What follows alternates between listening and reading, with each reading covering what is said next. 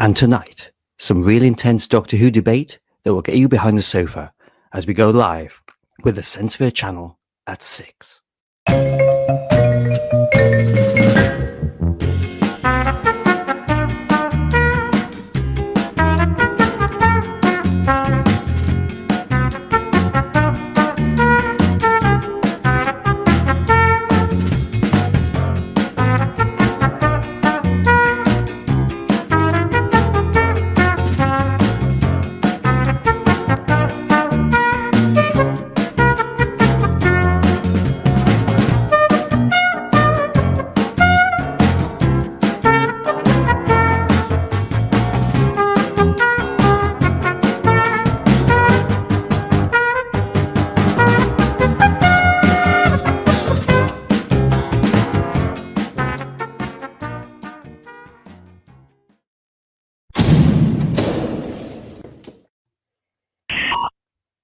Well, hello.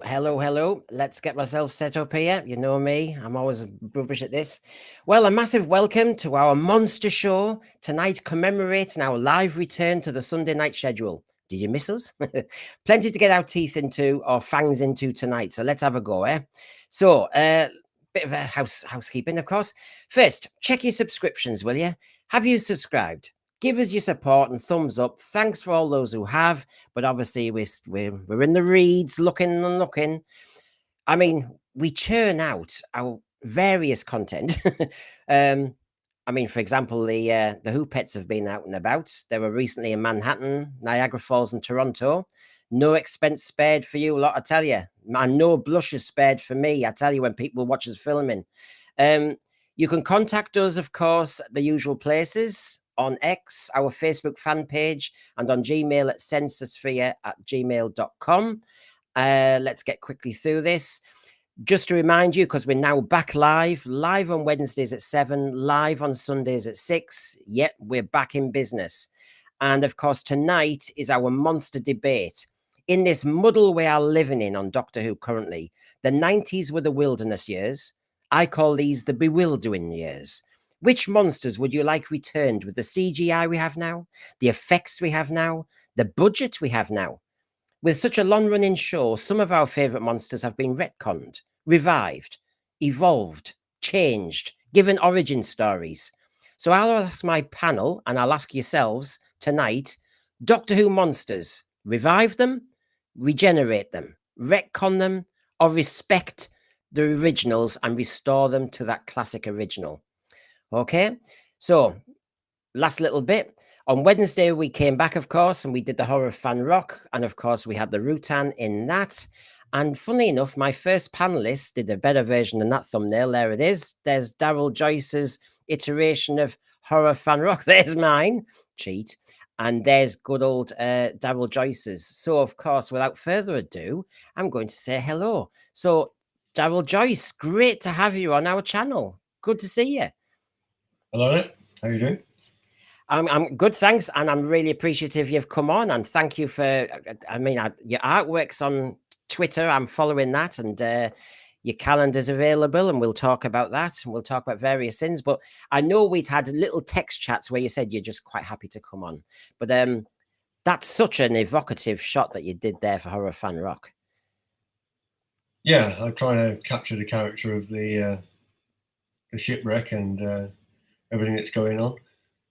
Absolutely love that. Absolutely love that. Look at that compared to mine. Look at that. But yeah, oh, that's fantastic. And so, and we also tried on Wednesday to do a kind of skit on it with the puppets. So the Horror of Ron Rock. If you didn't see it, everybody, it's on the Wednesday show there. So as we discuss, Daryl, and I'll get my other panelists on, but as we discuss the monsters and what we want to do with them and which ones we would prefer to bring back, I'm going to remind everybody who's watched our channel before, I'll have my Doctor Who Gold, where basically, go to Facebook page, Photo Research Group, and you will see on there some rare photographs from most of the Doctor Who stories, and I've used a few tonight. So, for example, if Daryl mentioned the Silurians, you might see some rare footage as well. As we're talking, I thought it might just kind of give it a few layers there. I mentioned the Silurian, that's one of yours, of course, and I'll be fascinated to talk about your reimaginings as well. So I can't wait to get that item going, Daryl. So let's get my panel on. Gary, good to see you. You haven't been away, but I've been away, of course. So good to see No, you. you were in my neck of the woods on the other side of my country. You made it. You survived it. You made it back. We did. And I've got to say, I am so thrilled to be on with Daryl, whose talent I am just in awe of. And I ran back to get my copy. This is one of my prized possessions. This is unsolicited plug from Daryl. Yep. This is one of the most gorgeous Who-related books that has ever been created. And I could look at this 24/7 and still find new things. So Daryl, you are a master. Okay, I've enjoyed all your contributions. I agree with a lot of what you say, so it's good to meet you. Well, you've got loads of people in the thread already. Daryl's a legend, Divine and Dragon, Daryl Joyce, howdy, and there's a lot of people, and we'll bring them in, of course. Very happy to see Daryl on, and I'm thankful you've given us your time. We've also got Jeremy there. Oh my God, he's on his Dalek annual, is he? You caught me at it. Caught you at it again, yes. So how are you, Jeremy? Not too bad, are you? Great. Yeah. I'm raring to go. I mean, I thought, look, if we're coming back Sense for Your Live, I need to do a big monster program, a monster return, monster debate. So there we go. Yeah, the monsters are back. Get, a Doctor Who monster illustrator on, that would be handy. So here we go. And the last panelist here is Michael. Hello, good to see you. Hello, sir. How are you? Well, we're all good. We're all raring to go. I know you're salivating away there, aren't you, to get into the grips? Something like that. I mean, on your channel, this is what you did the other day, isn't it? Yeah, it was a weird analogy I did where it was basically I woke up yesterday morning and thought of Doctor Who as having fans on a big ship sailing through the years, and on this ship, the Who ship was there, and we went through uncharted waters, and we had obstacles, but we were there united. And I had this weird idea that the seas have become choppier and choppier in recent years, especially after Russell T Davies took over. And I had the weird analogy that he changed the name of the Titanic ship, which was called the Who ship, to the Titanic, and Ncuti Gatwa was a giant iceberg. So I did this really daft AI thing the other day. You can see the TARDIS in the sea. You can see Ncuti as the iceberg. And hearing about potentially that there's a season 3 with Ncuti, I had also the analogy that maybe Russell T Davies has fired torpedoes at the Titanic as the final kind of damage to the ship. I know it's weird, but there you go. Well, there you go, Thread. Thread, we've got the monster debate. We've also got the news. Now, this is the news we'll be discussing first and foremost, because there's some tasty morsels there, and I'll be fascinated to know what you think. The other day, I was thinking, gosh, there's no news. And here we go. Series 3, is it commissioned or not? Is it? Does it bother you or not? We've got Ncuti's season 3 talk cut, edited from the chat show. Remember, he said one thing and it wasn't shown. Mcgann says the Doctor is asexual. Here. The new cast announcements. Asexual. Yeah. And Happiness Patrol did another version at the BFI because the balls up the first time. So there's plenty of items there. So, of course, if you're all kind of warmed up, you know that I like to kind of get us going. So here we go with the news Doctor Who dispatches.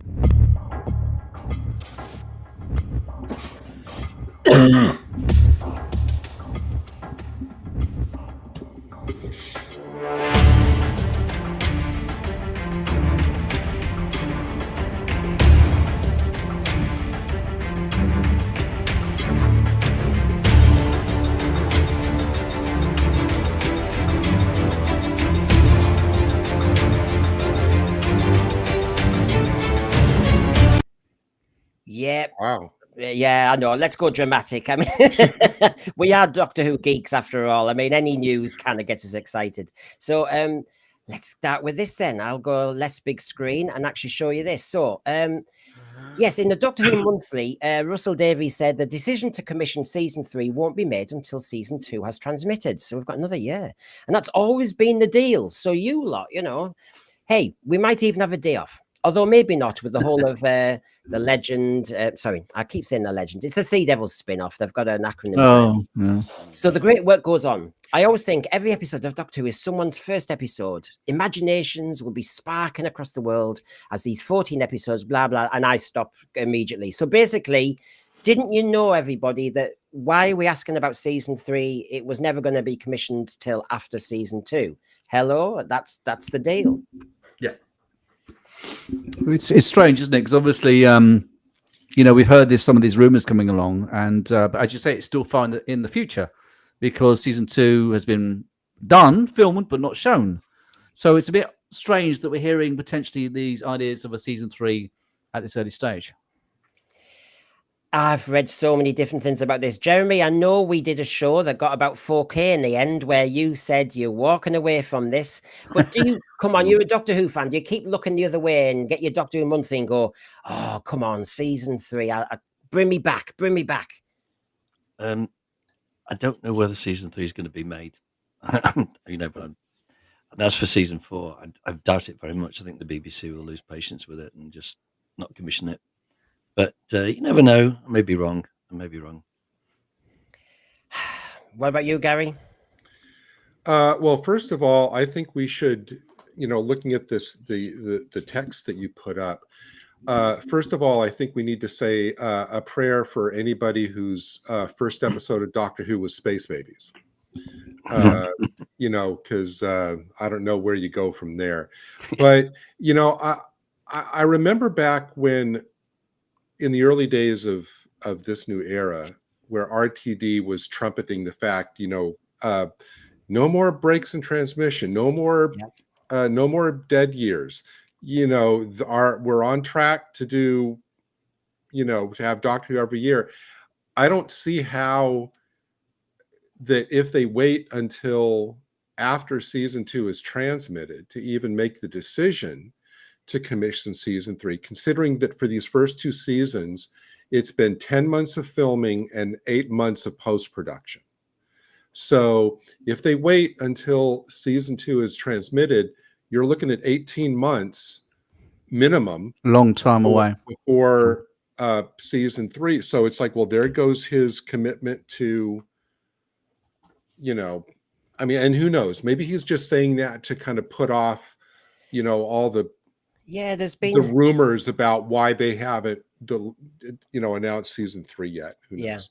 I mean, Daryl, have you got an opinion on this and what your thoughts are? Season 3, have you heard anything? Have you guessed anything?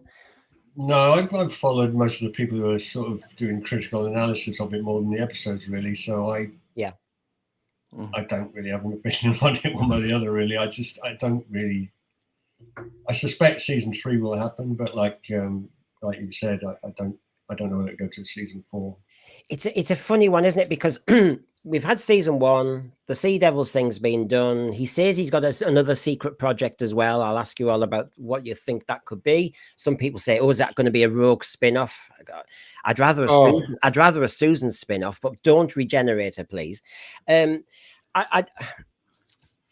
Look, after season 1, season 2 almost in the bag. RTD has said he's writing season 3. We wondered whether he was being a bit previous, but I suppose there is method in the madness, isn't there? Keep writing as the BBC and Bad Wolf season 3, get everything all sorted out. Disney either comes in on season 3 and continues or not, and if not, they continue as a separate band, the BBC, just doing it their own way. But they've got it all set up. I suppose in a way that maybe they've learned from the Ncuti gap while waiting for him to come out of 6 Education and having to wait and having 2 Doctor Who light episodes. Are they thinking, no, let's get everything in the bag? If Disney decides to walk away, we've got the scripts ready. We can look for another streamer or we can do it ourselves. Well, wait a minute, Brenda. I would think, and please tell me I'm wrong. I would think that how much money you have to work with. And I know we're talking about Doctor Who. I'm not talking about classic. I'm talking about the money they've had for New Who, and especially with Disney money. I would think that the kind of stories you write depend on how much money you have available, in the sense that you're going to write one story if you have the bottomless Disney money pit available to you. Or if that's taken away, you'll kind of downsize your stories to contain compact type of stories. You know what I mean? If you're writing like a mega budget story, your funding shifts downward. I don't see how that couldn't affect. You're going to need to alter the story, or am I just not looking at this right? I don't know, Michael. What are your tea leaves saying about this? Well, I mean, I'll say quickly because my internet's always playing up.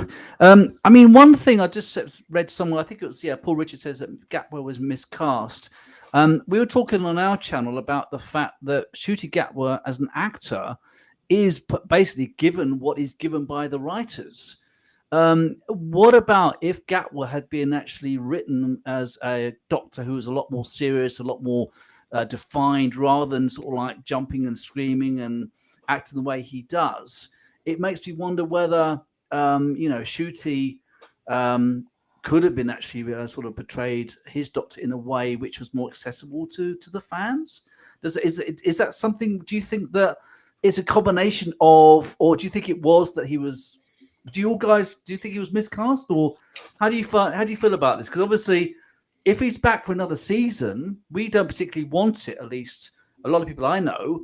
So it makes you wonder whether, it's the situation that it's a combination of bad writing, or I don't know. It's hard to sort of explain how we should proceed from here because it's all a bit, hard to define. I just on Netflix started watching Sex Education Series 4, which is the series that actually delayed Doctor Who getting going, really. And I'd enjoyed Sex Education Series 1 to 3, including Ncuti in it. Right. And I then found that Series 4 seems much more comedic. They've shifted their emphasis there. He's more of a comedian in it. Right. And I just started to think he's in Sex Education now in Series 4, Ncuti Gatwa seems to be the Doctor, but with glitter eyelids and everything. It just seems to be just a little bit, it's the same type of persona. And I don't know whether the series script writers in Sex Education have adapted because he became Doctor Who during series. Oh, yeah. Yeah, that makes sense. Yes. I don't know if they've adapted to him. Right. Or he's... I try not to go down the miscast idea road yet because my guns are blazing for the showrunner, which is, listen, good finale, good series structure. Yeah. Don't retcon Sutek and stuff like that unless you've thought it through very cleverly. Which obviously he didn't do. Yeah, that's where my guns are aiming at the moment, Jeremy. I agree. I'm not sure whether he was miscast. I think he was just cast because the BBC wanted to cast him, and so did Russell T Davies. But the trouble is, he's falling into particular types, and that sort of restraining the scripts that Russell T Davies is writing. But I think he's just writing queer as folk. That's basically what he's writing. Yeah, we need a showrunner that doesn't the joke. I mean, we were doing Horror Fan Rock on Wednesday night, and I thought, you know what, the story was taken seriously by the producer and the team.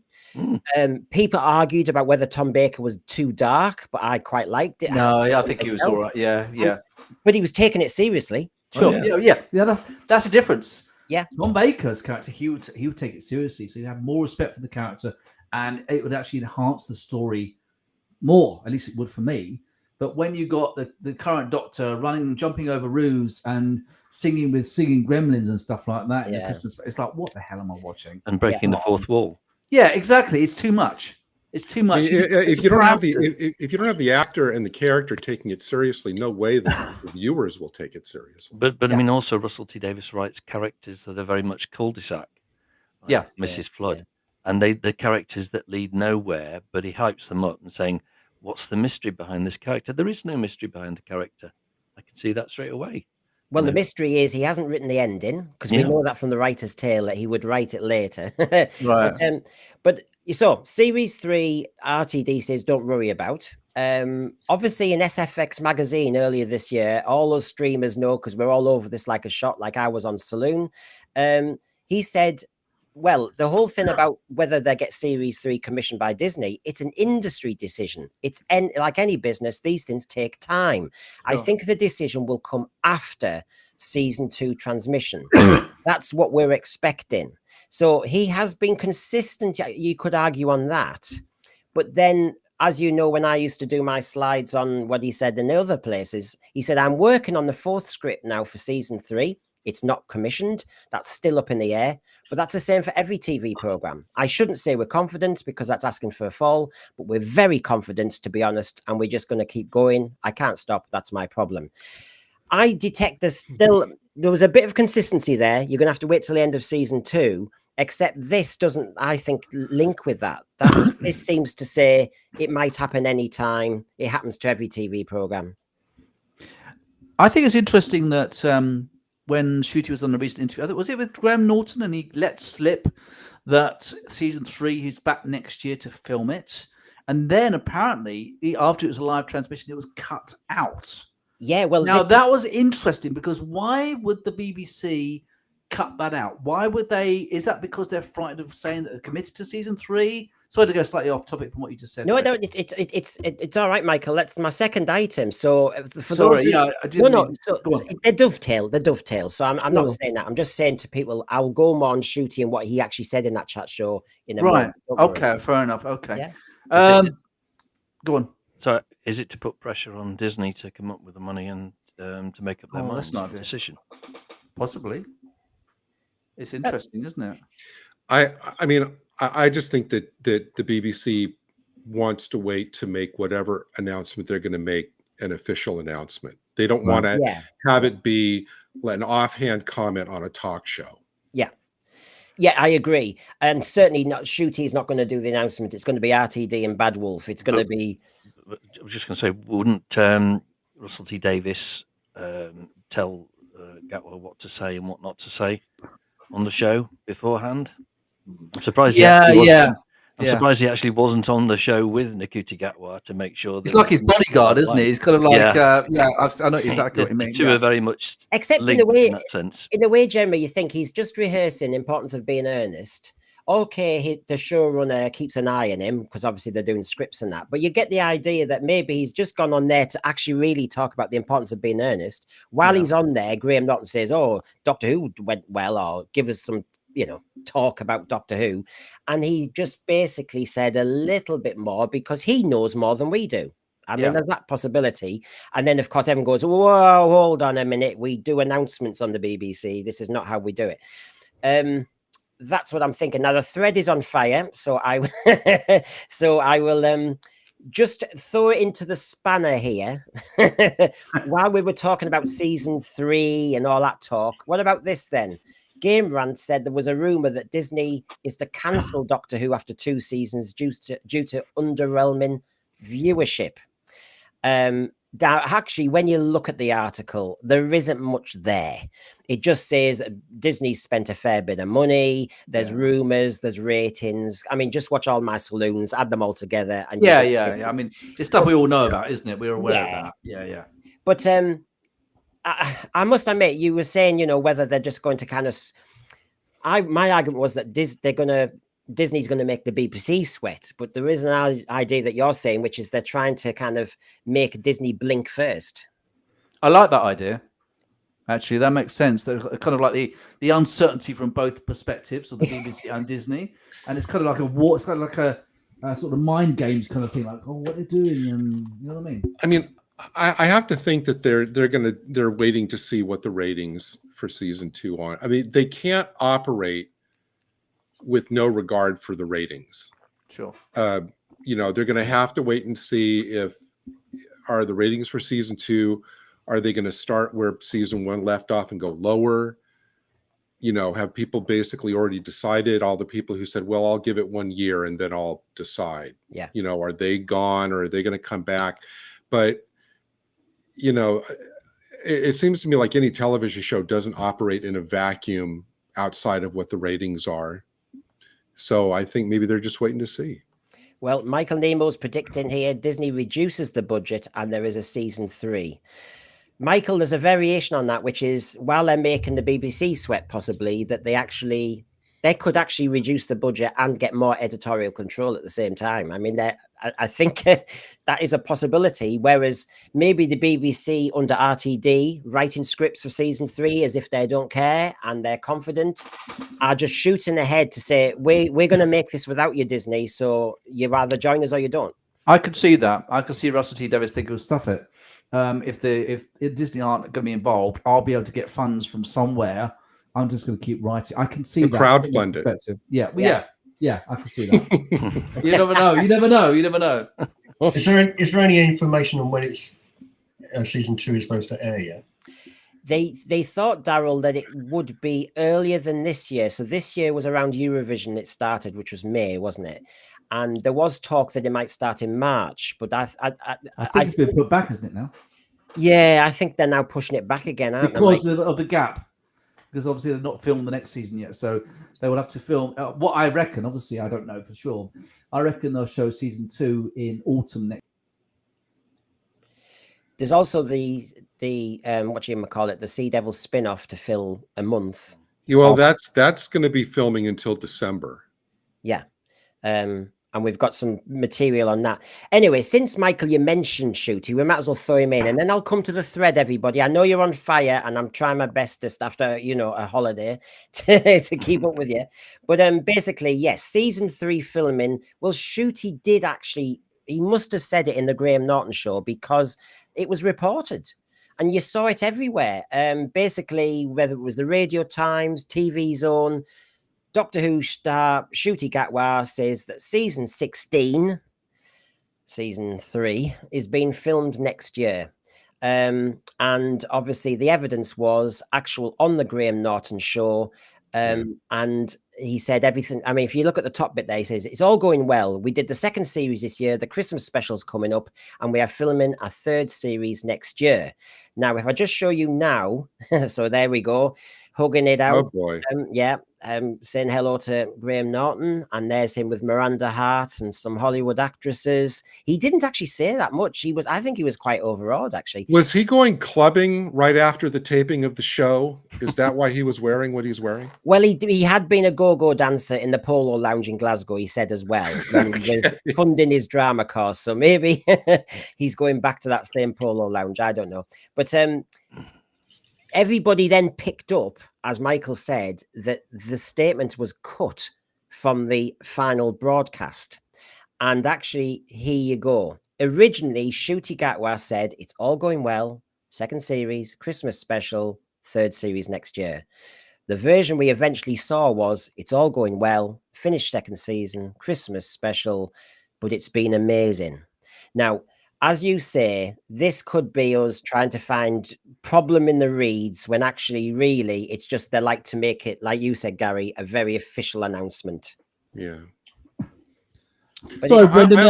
I was going to say I dropped out when you literally asked me a question, Brendan, and I went bunk. What are you going to ask me? Sorry. I think I was linking with what you'd said because you said Michael that they said he was saying something in the program and then it got cut. And I'm just showing on the screen there that actually you can see where the cut is. It's a bit like a Kamala Harris video, actually, where you can actually see where CBS has kind of doctored a little bit and woven it around. I never knew TV should really do that nowadays with politics, but there you go. Yeah. But you can see that they've done a Kamala Harris on Ncuti Gatwa in Graham Norton, it looks like. Well, it's very interesting that they obviously dropped it. And I'm surprised that they just didn't keep it in, which it makes it curious and curiouser. I mean, it's kind of like, it's the uncertainty. I mean, that's the problem with this sort of environment. You never know quite how it's going to go. And really, I can't wait for the 2nd season to go out and see what the ratings are going to be. Yes. I think they're going to be very similar to this season, perhaps even worse. Yep. And then that's when the actual real interesting stuff is going to happen. Like, are we going to carry on with this? Of course, we've got the Christmas special coming along in a couple of months' time, and that'll be our first indicator of how things. Because I think people and they need to digest and think over a season and think, well, was it really that bad? Yes, I do think it was really that bad, but it's the general audience, isn't it? It's whether it's kind of like, well, you know, it's weird, isn't it? It's these general. I mean, I'm talking to somebody who might come on who actually overall enjoyed season 1, and I said, "Oh, I'd love to talk to you because I'm trying to work out why." And they just said, "I don't see where I dislike things. The way they looked at season 1 is the bits they found favorite." Right. And I'm thinking, oh gosh, but as a Doctor Who fan, I'm going, that fell below the bar, that broke the rules, that was just shoddy. I can't help it. But anyway, obviously there's different schools of thought, Michael, on that one. I'm just gonna see, that's why Brendan took his trip. He had to go to New York and Canada and all over the world to find the person who likes season the one person Yes. in the States who liked it. Like, yeah, that was great. yeah, and I think he'd taken a substance as well. No. But David Mullen here, good to see you again. If this was successful or even popular, we wouldn't be waiting until season 2 has gone out. I agree with you, David. I always thought that when you were hearing the credits of one of the early episodes of any series, if it was a blockbuster, people have put their money into it, and they normally announce it, don't they? They say, "Well, the season 2 will be made or will be coming sometime next year." They even do it with James Bond. Normally, they normally say it will be back. Yes. If season 1 had been very, very successful, hugely successful, Disney would have snapped the hand So off. quiet. You could hear the cockroaches. It was literally like it was like an awkward. It was like an awkward scene from The Office where David Brent says something and no one like. It's like, what did we just watch for the last 8 weeks? And I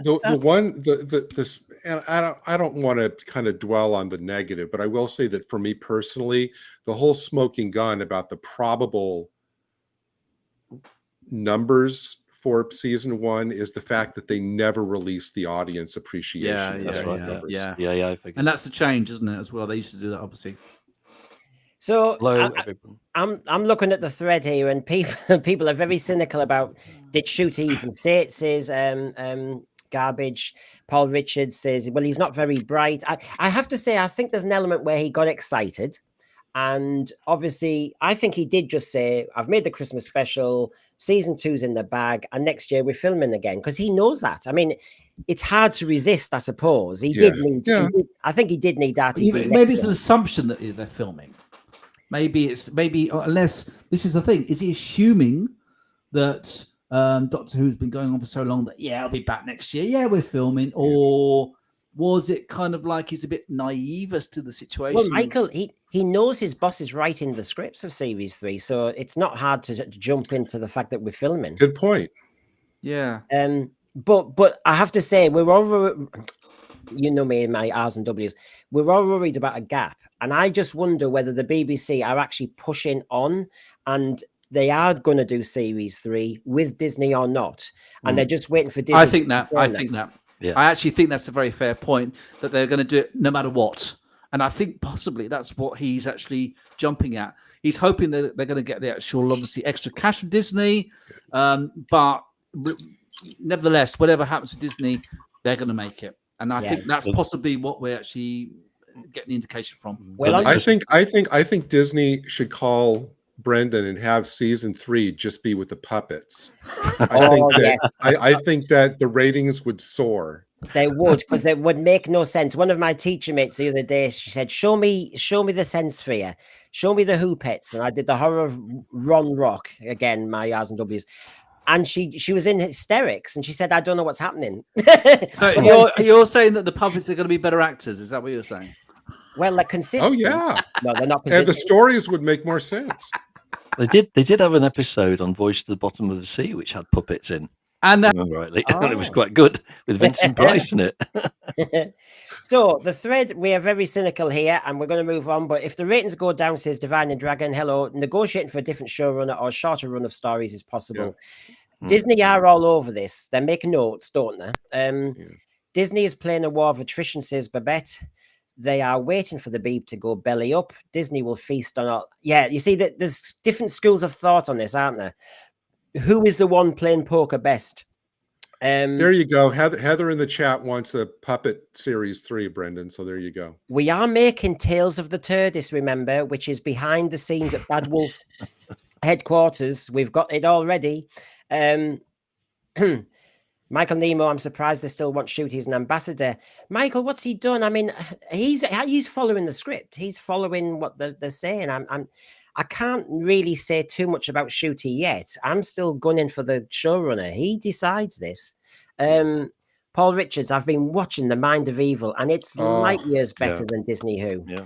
The Doctor isn't a flirty, superficial annoyance, but a stoic, authoritative figure. One of my favorite Pertwees. I love that story. It is quite dark, actually, really, when you think about it. It belonged in season 7. It was that dark.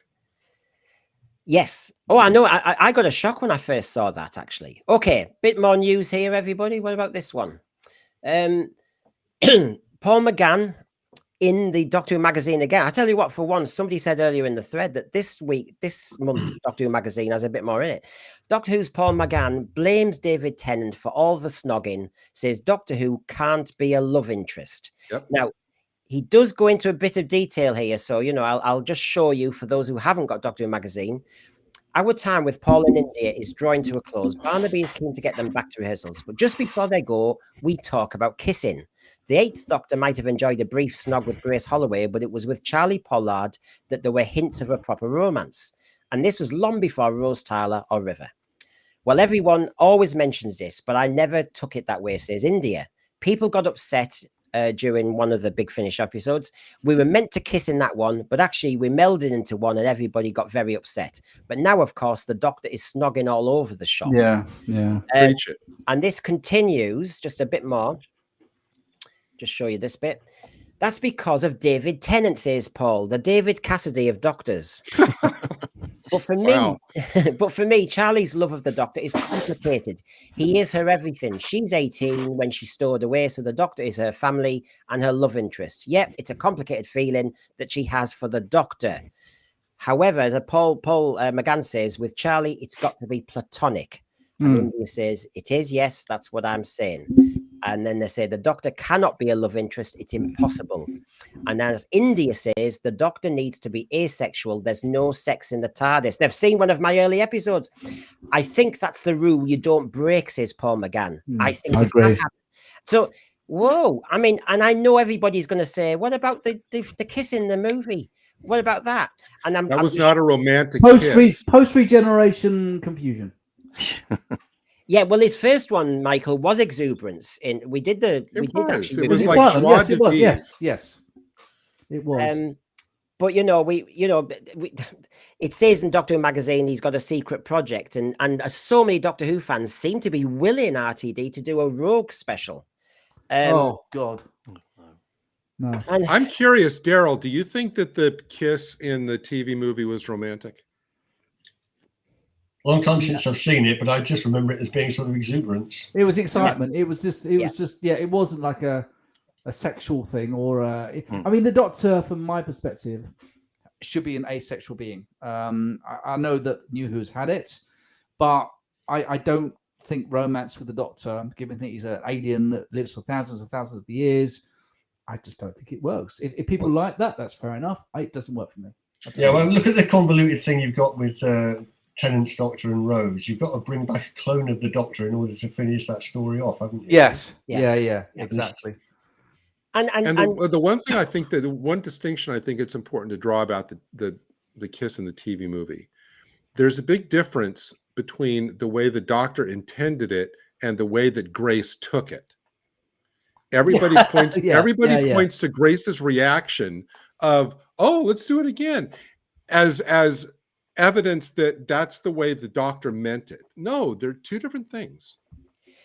Misinterpretation is what you're saying. The snag, and so we can't blame the Paul Mcgann movie for starting the rot, because actually it's a way of, yes, visually you could say you saw the Doctor do something. The issue really was Rose, but even worse was under Stephen Moffat, because I actually, as you can see, River Song all over him. Yeah. And it's all gone the wrong way. When I think of Daryl Joyce doing your illustrations from all those 60 years in your illustrator journey, and I wonder, you're not trying to evoke romantic, are you? You're not trying to evoke a love story. You're trying to evoke adventure. You're trying to evoke, it's an adventure series first and foremost, and I've never really thought that romance was part of it. No, it's friendship with his companions. He really cares for his companions, but that's as far as it goes. It's a natural enjoyment of their company, but not romance. Yeah, that's not what it's about. I mean, Daryl, when you went over all the stories, when you actually illustrated them, when you forced yourself to go back over, was there any story where you thought that could be read a second way? It could be read more romantically if people so forced it? I only did 50 illustrations from Yoo-Hoo, and I chose the images that sort of conveyed, a more otherworldly sort of nature. So I didn't ever look at the romance for anything I did in that. Because as you know, the one on the top there that not everyone, I've got to stop using language like that, don't I? That certain people will say the first Doctor had a romantic liaison in the Aztecs. And you think, I mean, you were reviewing that recently, weren't you, Gary? I mean, did you see the romance there? Well, clearly, no, there was no romance. I think that the actors and the characters had such good chemistry that I think, again, you kind of read into it. But the fact that when she tells him that they're now engaged and he's shocked, I think that kind of is clear then that wasn't his intention. But it's just, I don't know. I think that I don't know. It seems like in every movie, TV show, you can't have like any kind of just a basic, like charming connection with somebody without people trying to turn it into something sexual or romantic or something like that. Yeah. It's like, no, it's just two people connecting. Yeah. And the romancing was on her part, not on his part. Yeah. Well, it's light relief in that story, isn't it? Really, it's sort of done for the comedy. It's not overplayed, but it is done for the light relief in that story, because it's quite heavy, some of that story. And it's very poignant at the end of that story where, he insists that all the companions leave everything behind, in the tomb, but yet he turns around and takes that one remembrance from Kamika to show that really did mean something to him. That's exactly the way it should be played. It's trying to humanize the Doctor, and that's always been the issue. It's humanizing the Doctor. And if you're going to put an 18 or 19-year-old girl in the TARDIS next to him, then you've got a safeguarding context that's a problem. And I'd rather we just didn't go there and stop bogging down. Don't bog the Doctor down in 21st century gender politics. Let the Doctor fly and just leave that behind. I mean, I thought, okay, RTD in season 1 and 2, when he did it, have a context to Rose Tyler, have his mum and her mum and all the rest of it. Yeah, that's interesting. But she always gets in the TARDIS and flies off. But don't get me bogged down in all the domestic politics of a family. And he's done that more. And I think the concern with Rogue is this is the most sexual you have seen the Doctor ever. Yeah. And he's written season 2. And of course, some fans are yearning for it when some fans are saying, don't you dare. It's another piece of Marmite. It's strange because I thought that the relationship with Yaz and the 13th Doctor, I actually kind of liked that she developed feelings for the Doctor, but the Doctor didn't reciprocate. She kind of just said, look, I could be your friend, but that's as far as it goes. I was happy. I was fine with that. I thought that really worked. And I'm not going to go about Rogue again. I mean, I've made it quite clear. I just think it was just the most uncharacteristic episode of Doctor Who I've ever seen in 60 years. Yeah. It just wasn't what Doctor Who was about. There's nothing about the gay relationship. It could have been the same as a heterosexual relationship. It just didn't work. It was just a character who's the Doctor was after a human for a sexual. Predatory.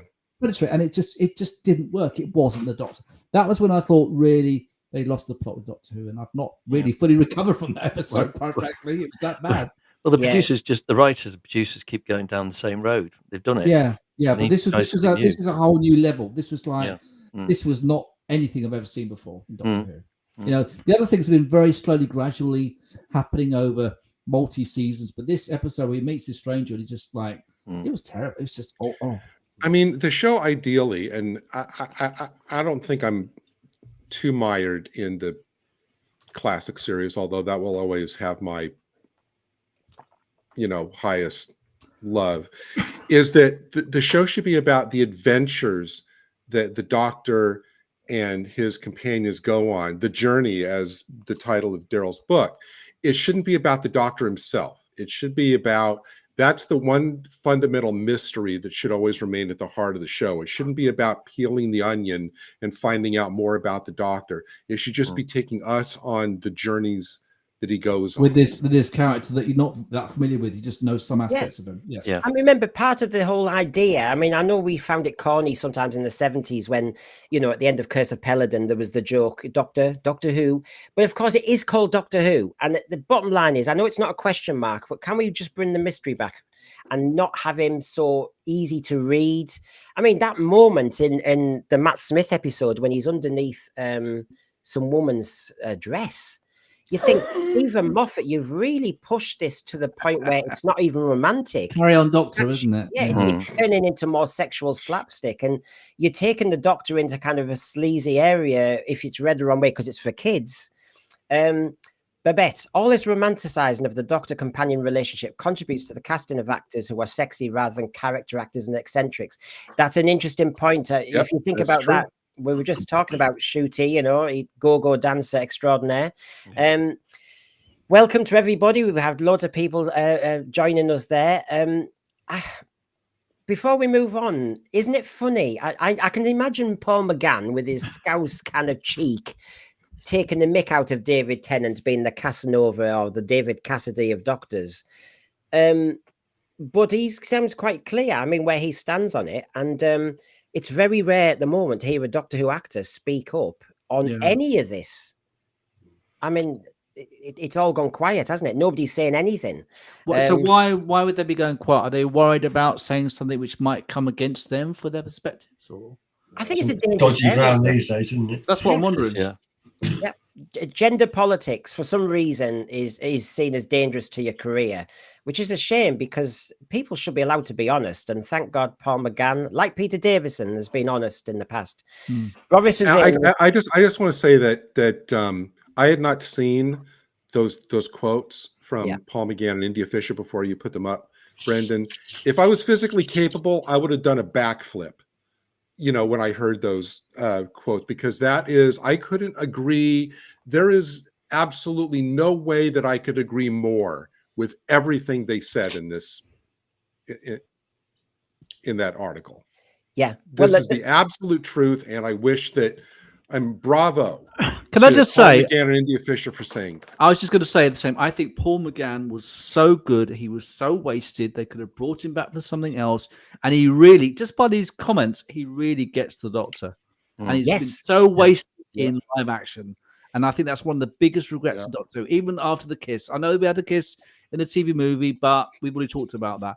He was a great Doctor. And he was so very like Capaldi, actually. And so, if people have just joined us late, if you look at that right-hand column from Doctor Who magazine, no sex in the TARDIS. I think that's the rule you do not break. Now, there's Paul McGann really speaking quite directly and honestly.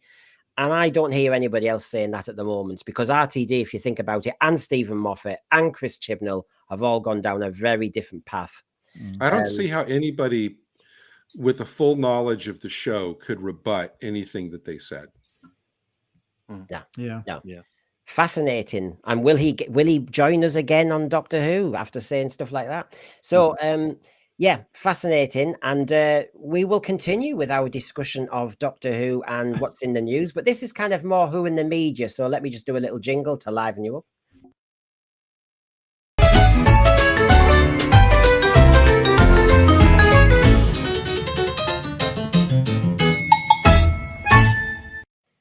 Why not? Okay. So, I mentioned this very quickly on Wednesday. I know Type 40 did because it's just come out as an online exclusive. I just want to get everybody's opinion and move on. Yes, Doctor Who, the online merchandise. I know I'm looking in the shops for the Davros, etc. However, for £39.99, Gary, I hope you've ordered it. There you go. Is that what they're going to pay me to take it? I mean, what do you think? I will say now. Now the 15th Doctor. Okay, now my eye is gravitated to the little. I guess this is the figure from Boom, right? Because he's standing on the platform. Yes. And my first thought was, does this come with like a remote control that actually like detonates that?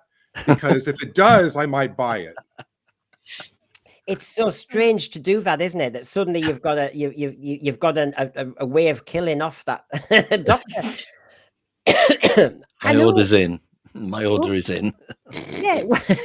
Why think of Boom? He's also got that very strange sexual device that he calls a sonic screwdriver as well. Yes, the yeah, and the psychic paper. Now, just while we're on Ncuti's Doctor in that garb, because that looks as though that's the go-to. Daryl, as an illustrator, having seen, at season 1, which do you prefer as the image or silhouette of the Doctor?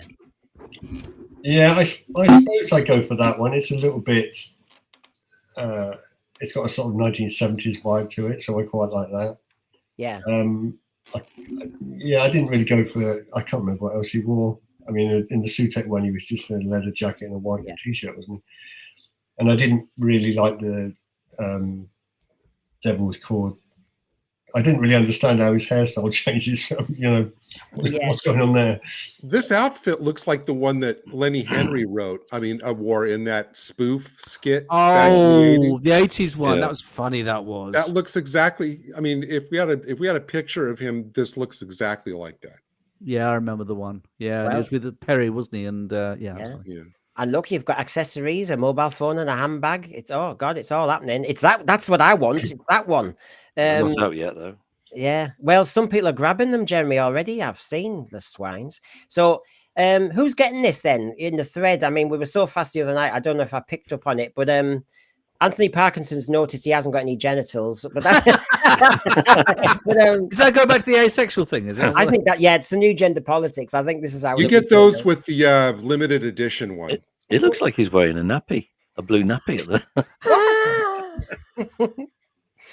Very nice, yes, very good. Yeah. It's like a cod piece, but the thing is, it doesn't matter because he's going to blow up in a minute after standing on that thing. So. That's right. Yeah. So I'm not. Do you know? I've had about how many panelists on? I've had you lot all tonight, and then the Wednesday crowd. Nobody really is into this. Nope. No. Wait, so is that I'm not buying one. I'm not buying one. I'll tell you that. Is it $39.99 for both or $39 for each? For both. Yeah. For both. Okay. Yeah. They're not going to get my money from that. I'm telling you that right now. No. Yeah. No. So there you go. That's. I can see you're all excited by that one. So, what else have we got in the Whoniverse before we have our big monster debate and really go for it? So, what about this then? Russell Tovey having a nice holiday in Mallorca after finishing filming. It sounds like the two Doctors this when they finished early. So basically, there's been some Instagram shots. There's Russell Tovey showing you. What a lovely Friday they've had over there as they're making the war. Sorry, I've gone the wrong way there. And there we've got another actor, Colin. He was in the Far Show. That actor, yeah, I know that actor. Yeah, he's the isn't he the unit colonel or something?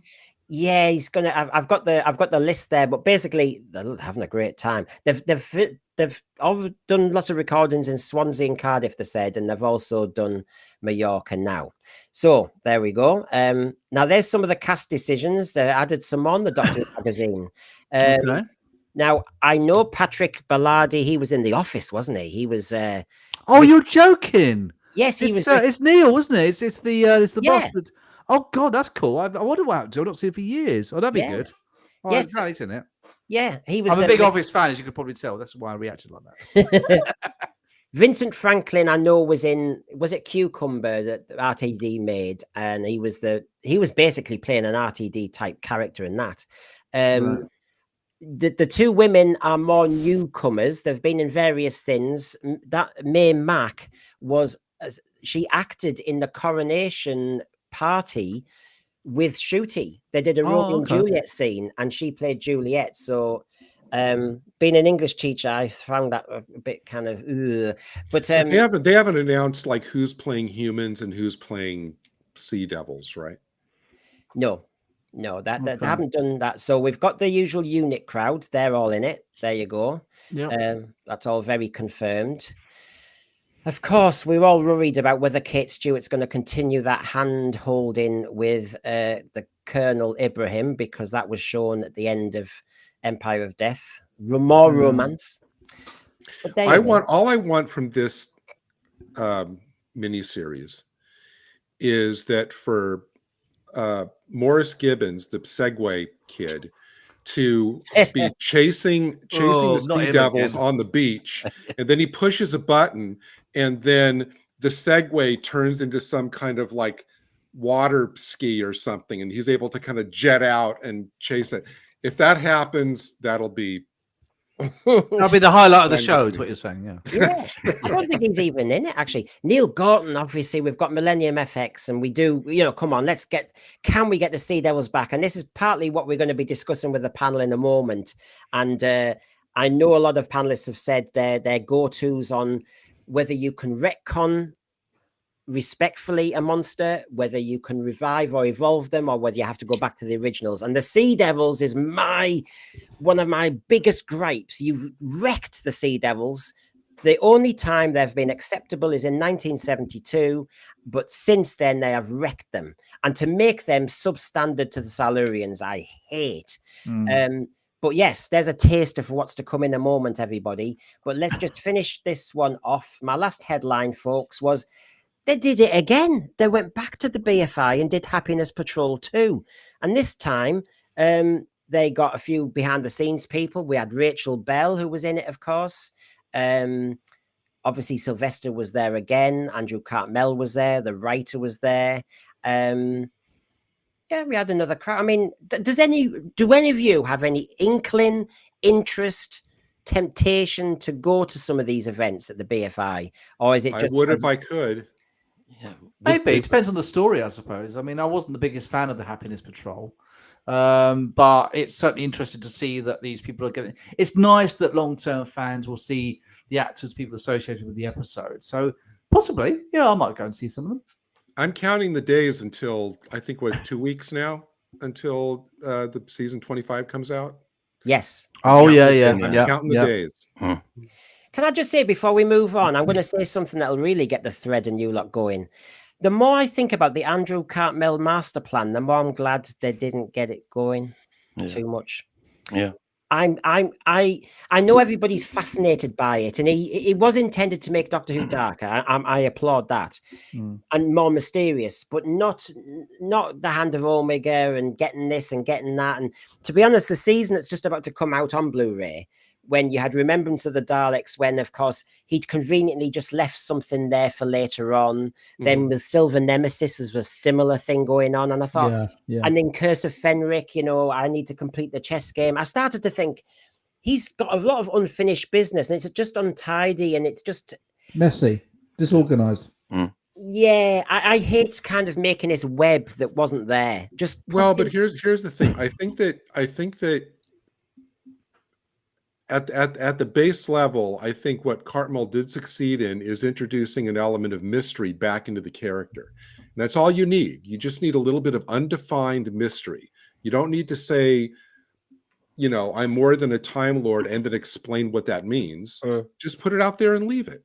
It's fine, because that could mean anything. That could just be the Doctor boasting or doing whatever. But I think it was successful in reintroducing a little bit of the mystery. As far as and I know this is the wrong season, but as far as the Fenric thing, where I think the whole idea of recasting the kind of the season 24 kind of goofy Doctor into this character where he's like the kind of chess master playing on a dozen different levels. Yeah, I thought that was great. Worked a lot better. Yeah.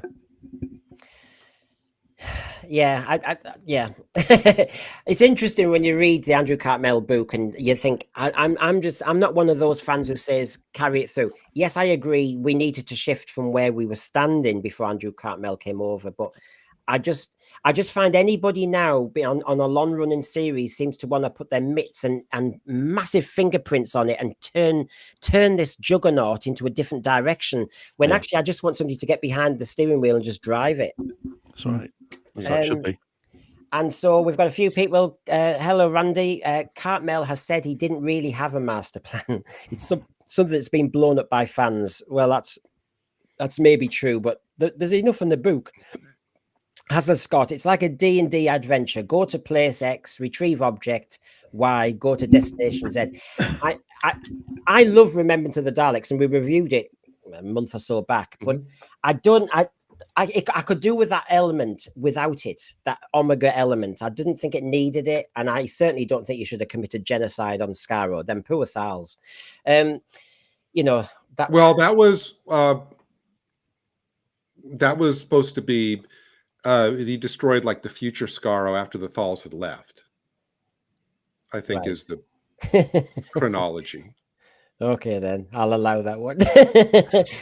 So, if you've been hanging around, which you have, we're going to be talking about the big monster debate now. So get ready, because I don't know what Daryl, Gary, Jeremy, or Michael are going to say now. I don't know what the thread's going to say, but I tell you what. Which monster do you want to bring back? Which monster do you think has been wrecked? Which monsters do you think should be revived in a darker way? And some of Daryl's work we'll have a look at and see how he's tinkered with some of the presentations and why he thought like that. So here we go with the big monster debate on Doctor Who.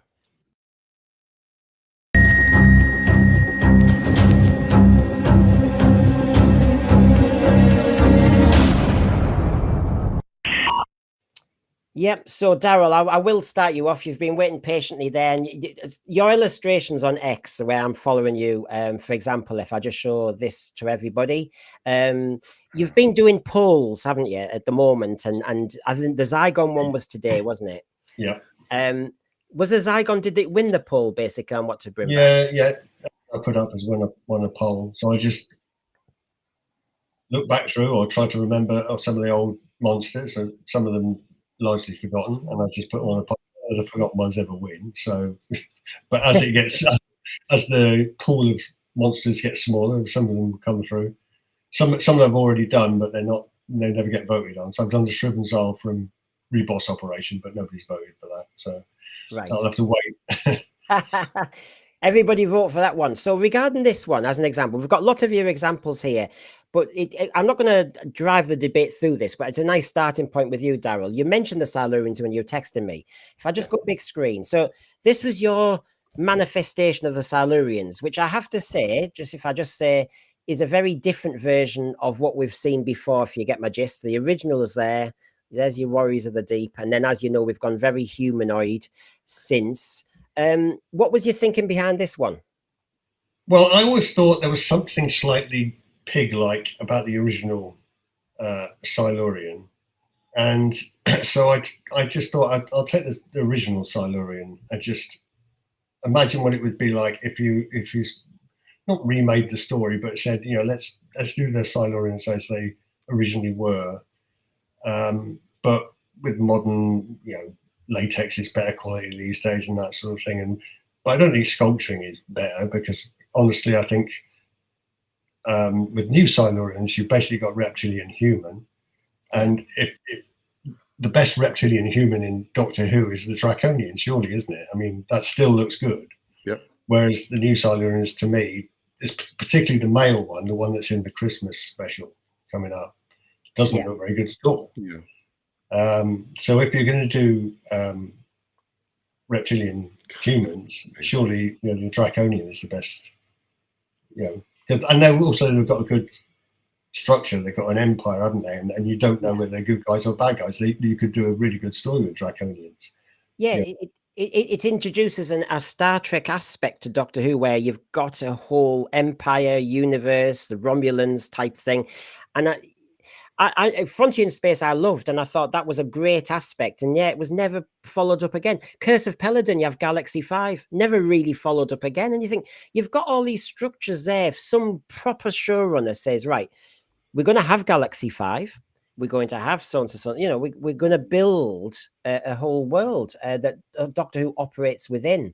But I think they like that flexibility of not doing that, don't they, really? So I was interested, Daryl, in this point you made about the humanoid element, that you preferred really what they were doing with the Draconians, if you're going to go humanoid, to obviously the way they'd really, I think, wrecked the Silurians. By the way, these are some of the rare footage I promised everybody as we go through this.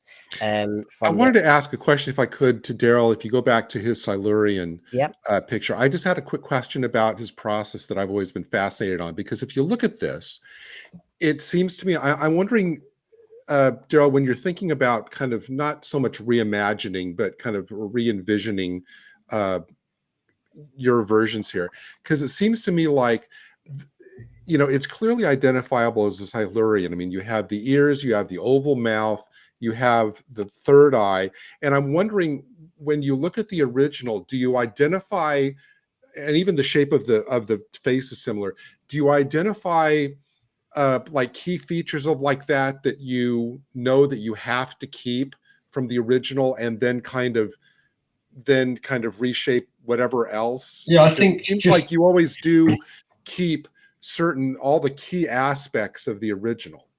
Yeah, I keep everything that sort of, to me, says a Silurian.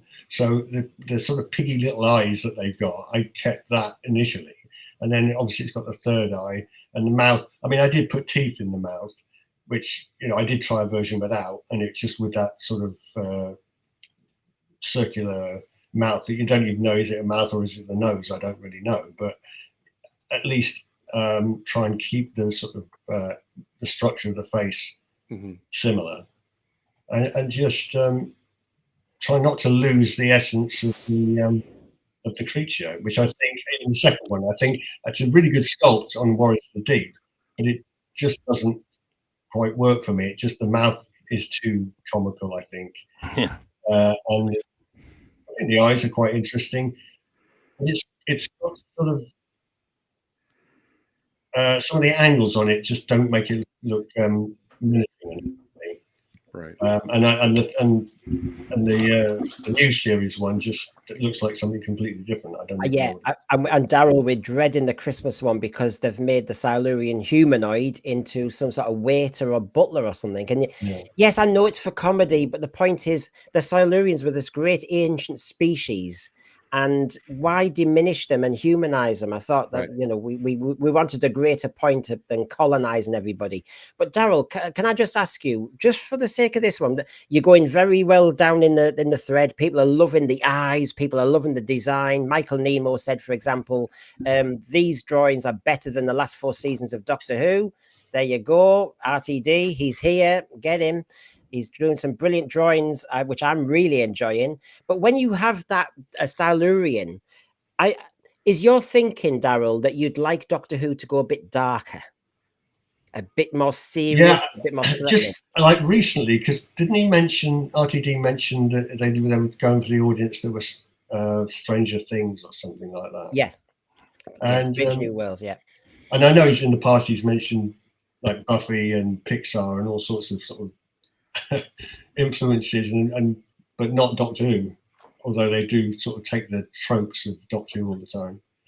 I'm starting to wonder if maybe the best audience for Doctor Who is not the 1834 demographic they apparently are so desperate for, but maybe the 40, 50-year-old demographic that might actually embrace a bit more horror in Doctor Who, possibly. Yeah. I agree. Because some of your drawings, you've done Alien, you've done them. I mean, by the way, he's the original Masks. I just wanted to show you some rare footage as we're talking. Now, Jeremy, you can jump on the next item. Remember, the monster debate, you can take in many directions. I'm going to start with Jeremy. Is there a monster you think it's just been wrecked by Doctor Who over the years? It's been changed, vandalized, wrecked, and you've just had enough. Is there a monster you really are aggravated by and what Doctor Who has maltreated? There's probably a few, but I think the Daleks have been messed about a bit over the later years. Okay, take us through that. With the Paragram Daleks and and the Thin Daleks, the Jodie Whittaker. You know, it's better they just keep it to the same form, traditional, and just change the colours. Well, there's Daryl Joyce's. I assume you approve of that one, Jeremy. Yeah, great. Look at that. Look at that. It's, you know, but these Daleks I'm not too keen on. Now you see, can we just be fair for a second? I'm intrigued what the thread thinks, and obviously, I mean, the Jodie Whittaker era I managed to just get through. When I look at the picture of these Daleks in Downing Street, that kind of, you know, neon blue and everything, I sometimes wonder whether they look darker and more sinister. I mean, could you buy into that idea? No, I just don't like that reiteration of the Daleks. I much prefer the traditional Dalek. Yeah, those. I mean, the Dalek on the left in that central picture, that's okay. But the Paragram Daleks, I just didn't really grab me. No. They lose a lot of their menace, I think, in that. Well, they look like toys, don't they? Though, and the silhouette is terrible. Yeah. There needs to be like a Dalek version of Weight Watchers. You know, for the looks like he's got a bad back. I mean, Dalek. the back's, it's like it's got backache or something. Yeah, it's like a grandparent Dalek. It's like, you know, it's like give him a walking stick and there's your Dalek. It's to me, it's not as threatening as I would say the traditional form, and particularly the way they're filmed. Obviously, whatever director films them in a particular way, they look more menacing than other directors film them. Yeah, they need to get back to, if you think about like all the any of the pre-Davros Dalek stories, but especially the 60s stories, that they were cunning strategists, you know, planning like 10 levels ahead. And then when Davros was introduced, they kind of became just the subordinates of Daleks. But they need to get back to the early 60s representation of the global conquerors and the strategists. Are you happy that, I mean, in many ways, I'm happy that RTD seems to be resting the Daleks because of what he did with Davros. They need a rest, though. They do need a rest, though. They do need a rest. I actually think you need to split Davros from the Daleks, number one, for quite a long time. But Davros has been ruined, obviously, after what they did with him in his last appearance. I mean, that was just like a bombshell when we saw him as in the middle image where he was obviously not before he's in the chair. I know it's like set as a prequel, but that was so damaging. You know, he was so iconic as the creator in the bottom of the Dalek which he sits in. It was so iconic. I'm still, again, one of the biggest upsets in recent years was having that.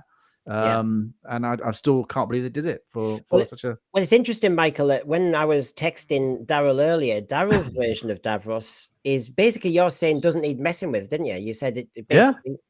Why mess with it? I mean, that looks great. That looks fantastic. You know, I mean, that's what we want to see. We didn't see it anymore. It's been taken away because it's offensive, because it depicts people with disabilities as evil caricatures or something. What are they talking about? You can't do that. Yeah. I mean, how could they do that? I mean, Davros was a character who was in a mobility vehicle. That's nothing about people with disabilities. I said to you before about it. I just think it's ridiculous. Mind you, you've got, and I can't let Stephen Moffat off either. He made that eye open. I mean, no. I mean, you know, we've got somebody who's in a wheelchair suddenly can stand. You've got somebody who's blind who can suddenly see. I mean, what are we doing with that? That was strange. Why did he do that? Because as far as we were aware, that his eyes were almost like welded shut, and he had an artificial eye. And then suddenly he opens his eyes, even though wasn't actually explained, was it? I thought it was burned. I mean, he's got burns, hasn't he? He was burnt. So I assumed he'd lost his eyes; they'd melted away. Yeah, and it's melted. That's why he had the blue eye in the middle to replace it. Yeah. Very strange. I think it was always implied that he was so ancient that, you know, he just looked like a really decrepit old man and just lost all his functions, and he needed that machine to keep him alive. Just to keep it, yeah. So he's like 200 years old or something. So that should be what the dichotomy of Davros is, because you just look at the original design of the character or Daryl's picture here, is that you think, okay, this character is blind, you know, confined to this travel unit, so therefore no threat, where actually Davros is like the biggest threat of all. That's the split. That's why you have to kind of keep Davros, but also just having the way that he him is. trapped in that sort of device, even though he's still evil and he's still got his own objectives, that makes him very interesting, doesn't it? Yes, exactly. Yeah. And that's what they took away. Yeah. And that's what's, you just can't do that. I'm sorry, you can't do that. So, well, there's nobody in the thread who's going with the new version of Davros, but that does not surprise me because most Doctor Who fans have not bought into this. I don't know who has. Heather Nobody. Can we find where the files have gone and have them tell everyone that what Davros and Daleks are supposed to be? I know this is it's like a revisionism. And also something about our society nowadays and our media that likes to revise things and basically gaslight over there. Show us the real Davros. Show us the real Davros. Stop telling us he can walk again and nonsense. David Harding, Davros the way he was, didn't need to change. He was a scary character and he should remain that way. And do you know what, David? I don't know what the panel thinks, but that very first moment when he's in that cave, a ruin, and you see him at the end of episode 1 Genesis is still one of the best moments with Davros. Because, real shock, yeah. And, you know, nearly there with Destiny when he was still in cobwebs and he came alive again. But, you know. Yeah. But why mess with that? You've destroyed an iconic villain. Yeah, I love the fact that they actually changed the bottom half as well. It's not an actual Dalek bottom half, is it? I think it might be the one from the Radio Times 10th anniversary. Build a Dalek. I think. Okay. So it's different. The balls are smaller and the angles are slightly different. So whereas the new one, or at least the one from New Who post whenever it was that Davros came back, that is just the bottom half of the Dalek. Okay, I didn't realise that. Okay. So it looks a bit. To me, it looks a bit too tall. And it looks a bit bulkier than it could do, because this looks like an early version of a Dalek. It looks what you do. It looks like what you developed the Daleks from. You know, Michael Nemo's venturing here, and with part of this monster debate, everybody in the thread, I do actually want to kind of go in so many different directions. We're not just going to go monster by monster. Don't worry. Michael Nemo says, I think the start of Davros's downfall was seeing him as a child. No, this is the point. I asked early on in the monster debate, if you want to bring a monster back, for what reason are you going to retcon it, give it an origin story? Do you want to bring it back and revive it because it was treated abominably by bad budget or bad storyline? It deserves it with a better kind of world building behind it. In this case, why did we go into a Davros origin story and start to go away? And Big Finish started this. This is the trouble. Once Big Finish start doing things, the TV program starts to go, we might do that. I didn't want to see Davros as a kid. I didn't. Not in that feat. I didn't want to see the Master as a kid either. No. I agree. The sound of the drums. I mean, Daryl, was the Master ever mad? No, he wasn't. He was calculating. Yeah. He wasn't a mad kid. So if I asked you, Gary, what do you think is the biggest blasphemy in Doctor Who monster creation over time?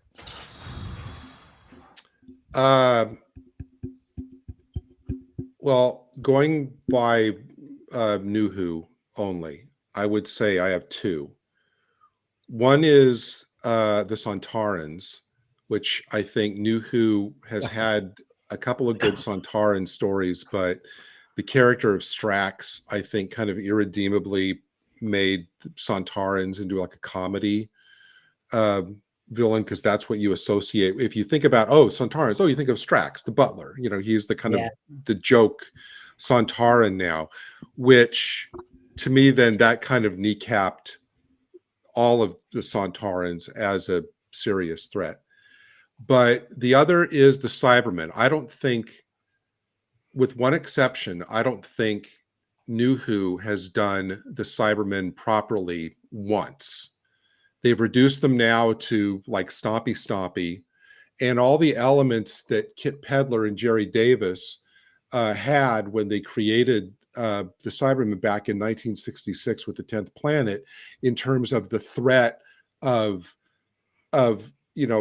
mankind kind of giving themselves over slowly to technology, and what's the end goal and result of that has been lost. Now they're just kind of like wind up stompy villains, with the one exception of the Capaldi two-parter, which brought back the Mondasian Cybermen, which brought back that element of body horror.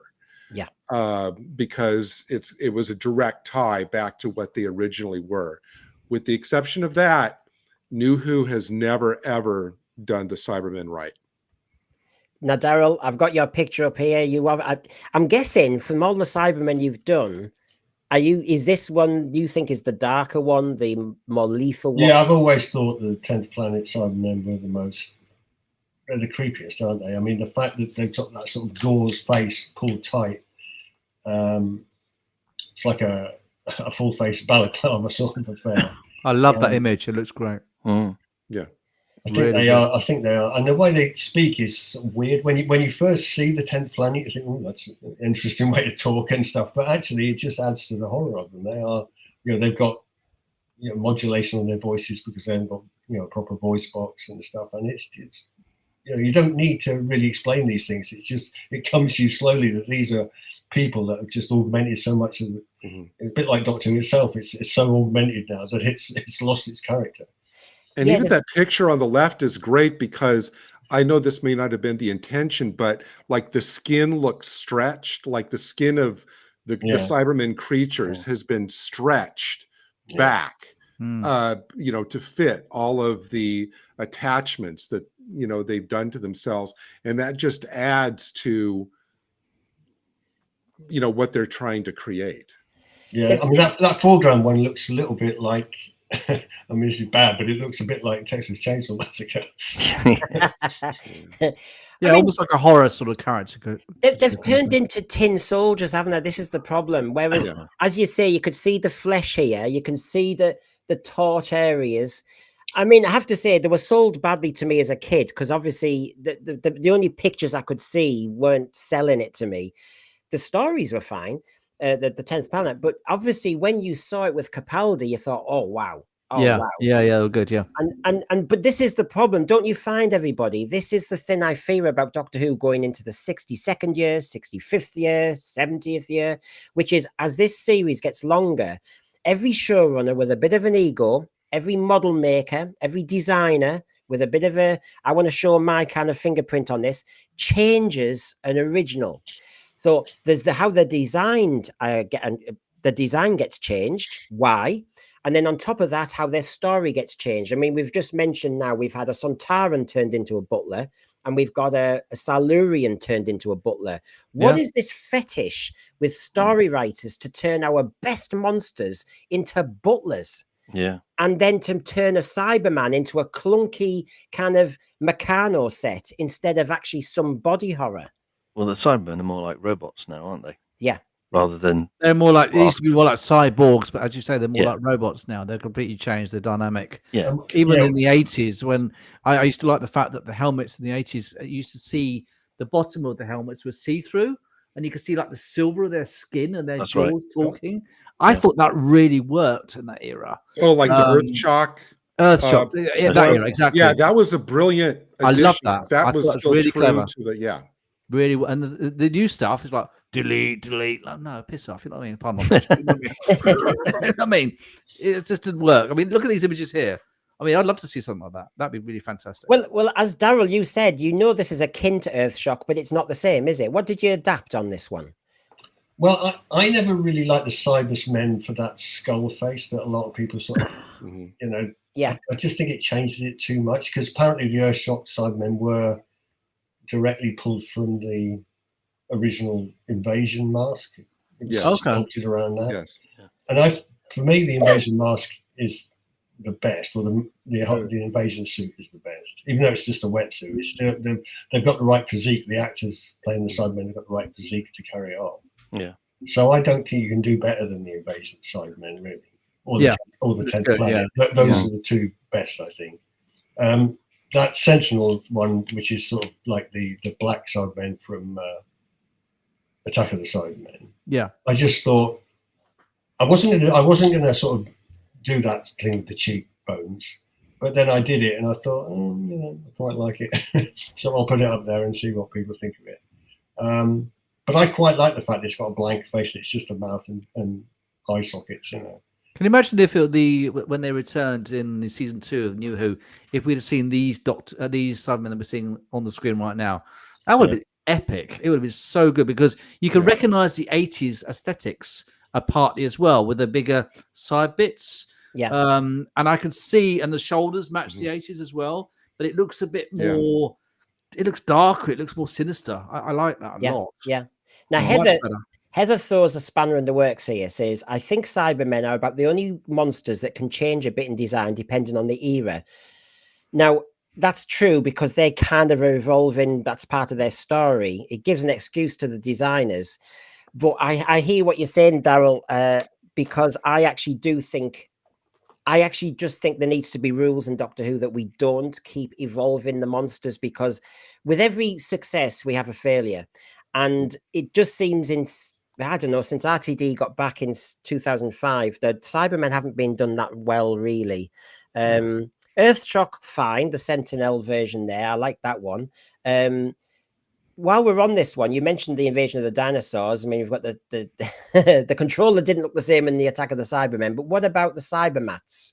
What would you reckon to them? Yeah. Look at that. Yeah. Have we seen the New Who Cybermats? We have, haven't we? We have seen them. No. Yeah, they were in the story, weren't they? Yeah. I think they were in the James Corden story, weren't they? That's it. Yes. They were tiny. They were vicious actually in that. I mean, that's cute. No, that's from Tomb of the Cybermen right there. Yeah. And of course, in Tomb of the Cybermen, just for those who like a nice, unusual shot, look at those Cybermen waiting to get their masks on. Yeah.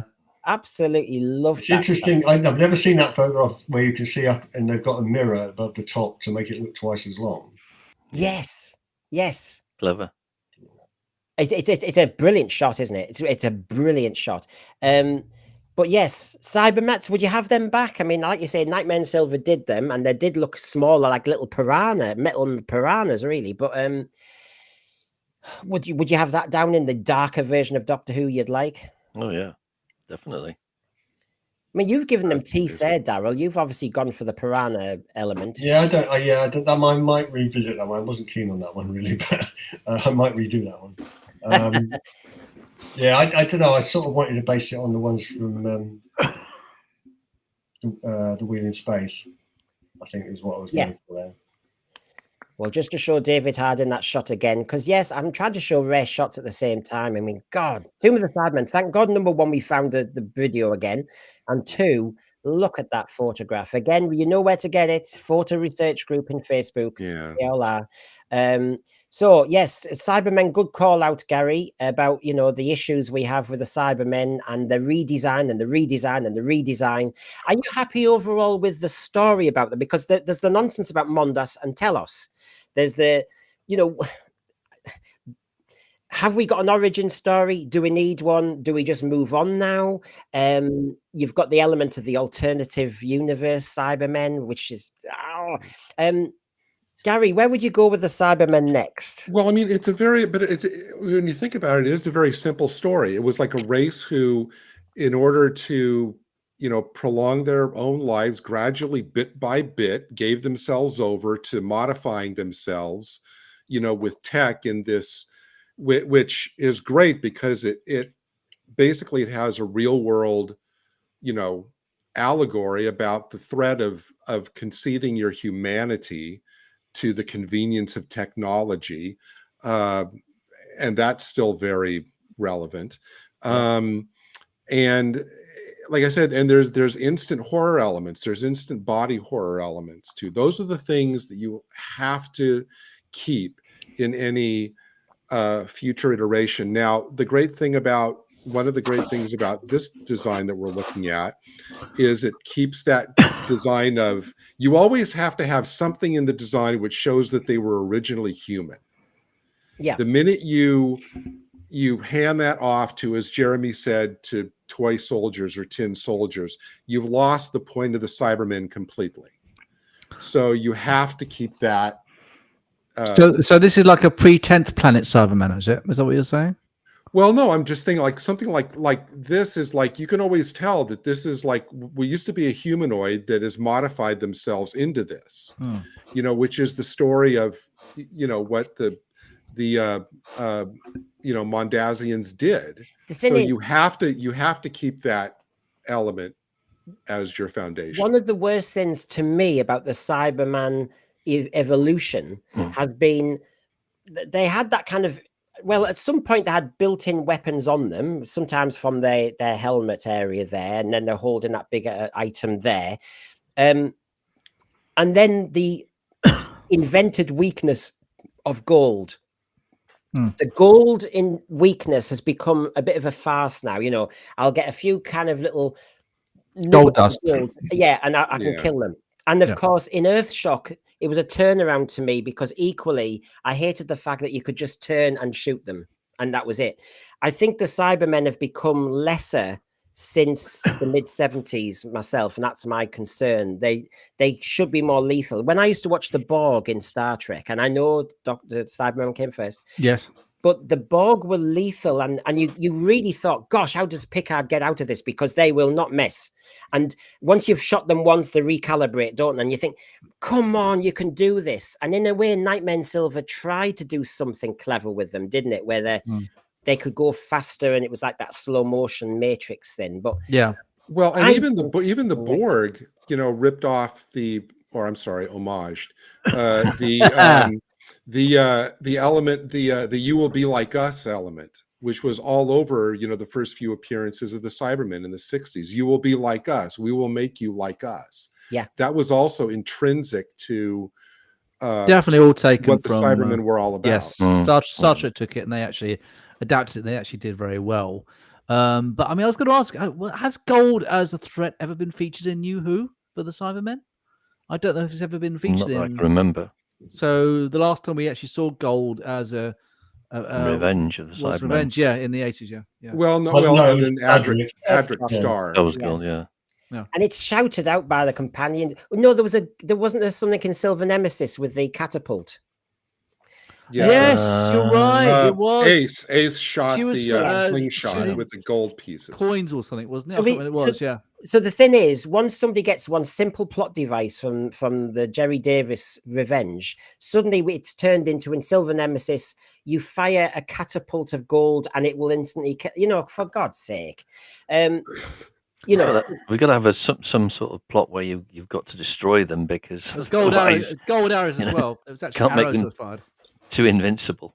Yeah. The thing is, Jeremy, when you build an amazing creative universe like Doctor Who has, it doesn't need any more. It does not need any more. It's got way more than Star Trek and everybody.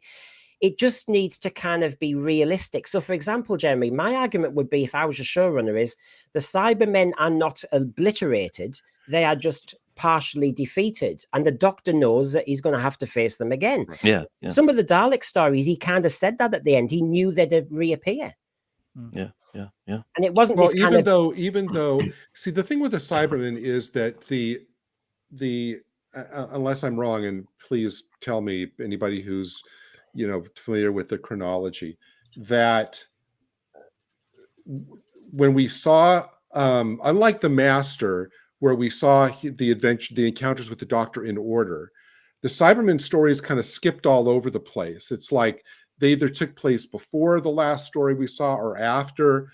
Revenge of the Cybermen, remember, was after this great cyber war, and the few Cybermen, the Doctor even says that the few Cybermen they encountered on the wheel were the last remnants of that in Revenge of the Cybermen. And I think, so even Earthshock supposedly took place chronologically before that. So the Cybermen chronology is all over the place in the classic. Yeah, and Tomb of the Cybermen is obviously after they died out. Yeah.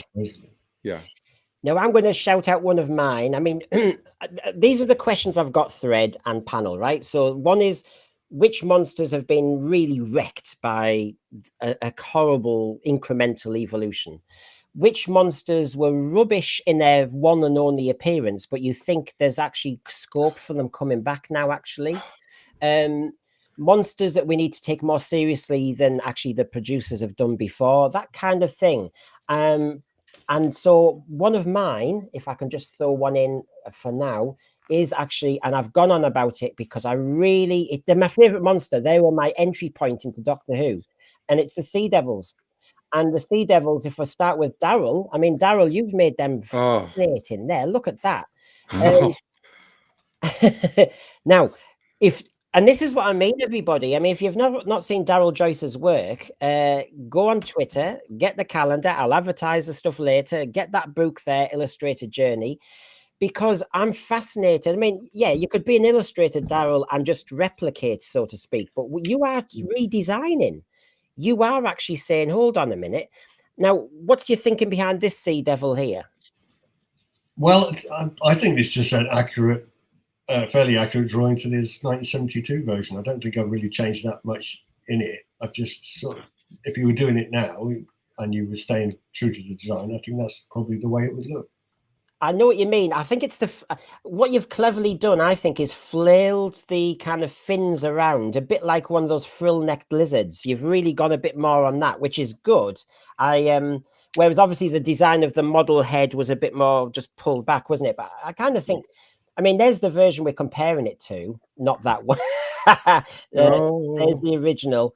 I mean, isn't it funny, Daryl, before I move on to the others, the string vest works.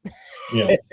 The fisherman's net, so to speak. Yeah, I think there was I don't know which book it was in, but I think it was Terence Dix talking about, they've just found their clothing on the seafloor and they've just sort of adapted what they can find. And I think that book works better than the samurai outfits because, obviously they put that helmet on top of their head and it all starts to lean over to one side and it doesn't look that great, does it? And for some reason they gave them really big feet, didn't they? So they sort of tripping over their own feet. They should have learned that lesson in the 60s, really, shouldn't they? There's so much. I mean, and since I've picked this item, the evolution or wrecking of Sea Devils, the original, they are athletic, they are nimble, they are fast in the original. In the second one you've just said there, Daryl, they've got too much, they're encumbered by too much stuff. And yes, the wobbly heads and why they need, you see, in the original, they seem to kind of have that gun almost fitted with them. It felt like anyway. You didn't see that just seems to be some sort of kind of lampshade they're holding. It's funny on the cultural appropriation front that RTD seems to be so hot on now in Tales of the TARDIS that actually Chris Chibnall in an earlier era has done a kind of cultural appropriation of certain kind of costume. I've got no problem with it. It just doesn't work. But why have we gone down this road when, again, we're humanizing them. We're dressing them up like dolls. I really don't know why we can't go back to, as you say, pull it back, pare it back. Now, Daryl, for a second, when you were looking at the different versions of the Sea Devil, were there any elements of, say, the later one that you were tempted to use? I think that one from whatever it's called, the Legend. Is it Legend of the Sea Devil? Yeah, the one. I think it's a good sculpt, but it almost looks a little bit too cartoonish. Wasn't it CGI? Wasn't it with the? They were leaping around, weren't they? I think that might be. I can't remember. Do you not? I'm curious. I'm curious, Gerald. Do you not think? I think that the problem with the figure on the right is it makes them look too much like turtles. Yeah.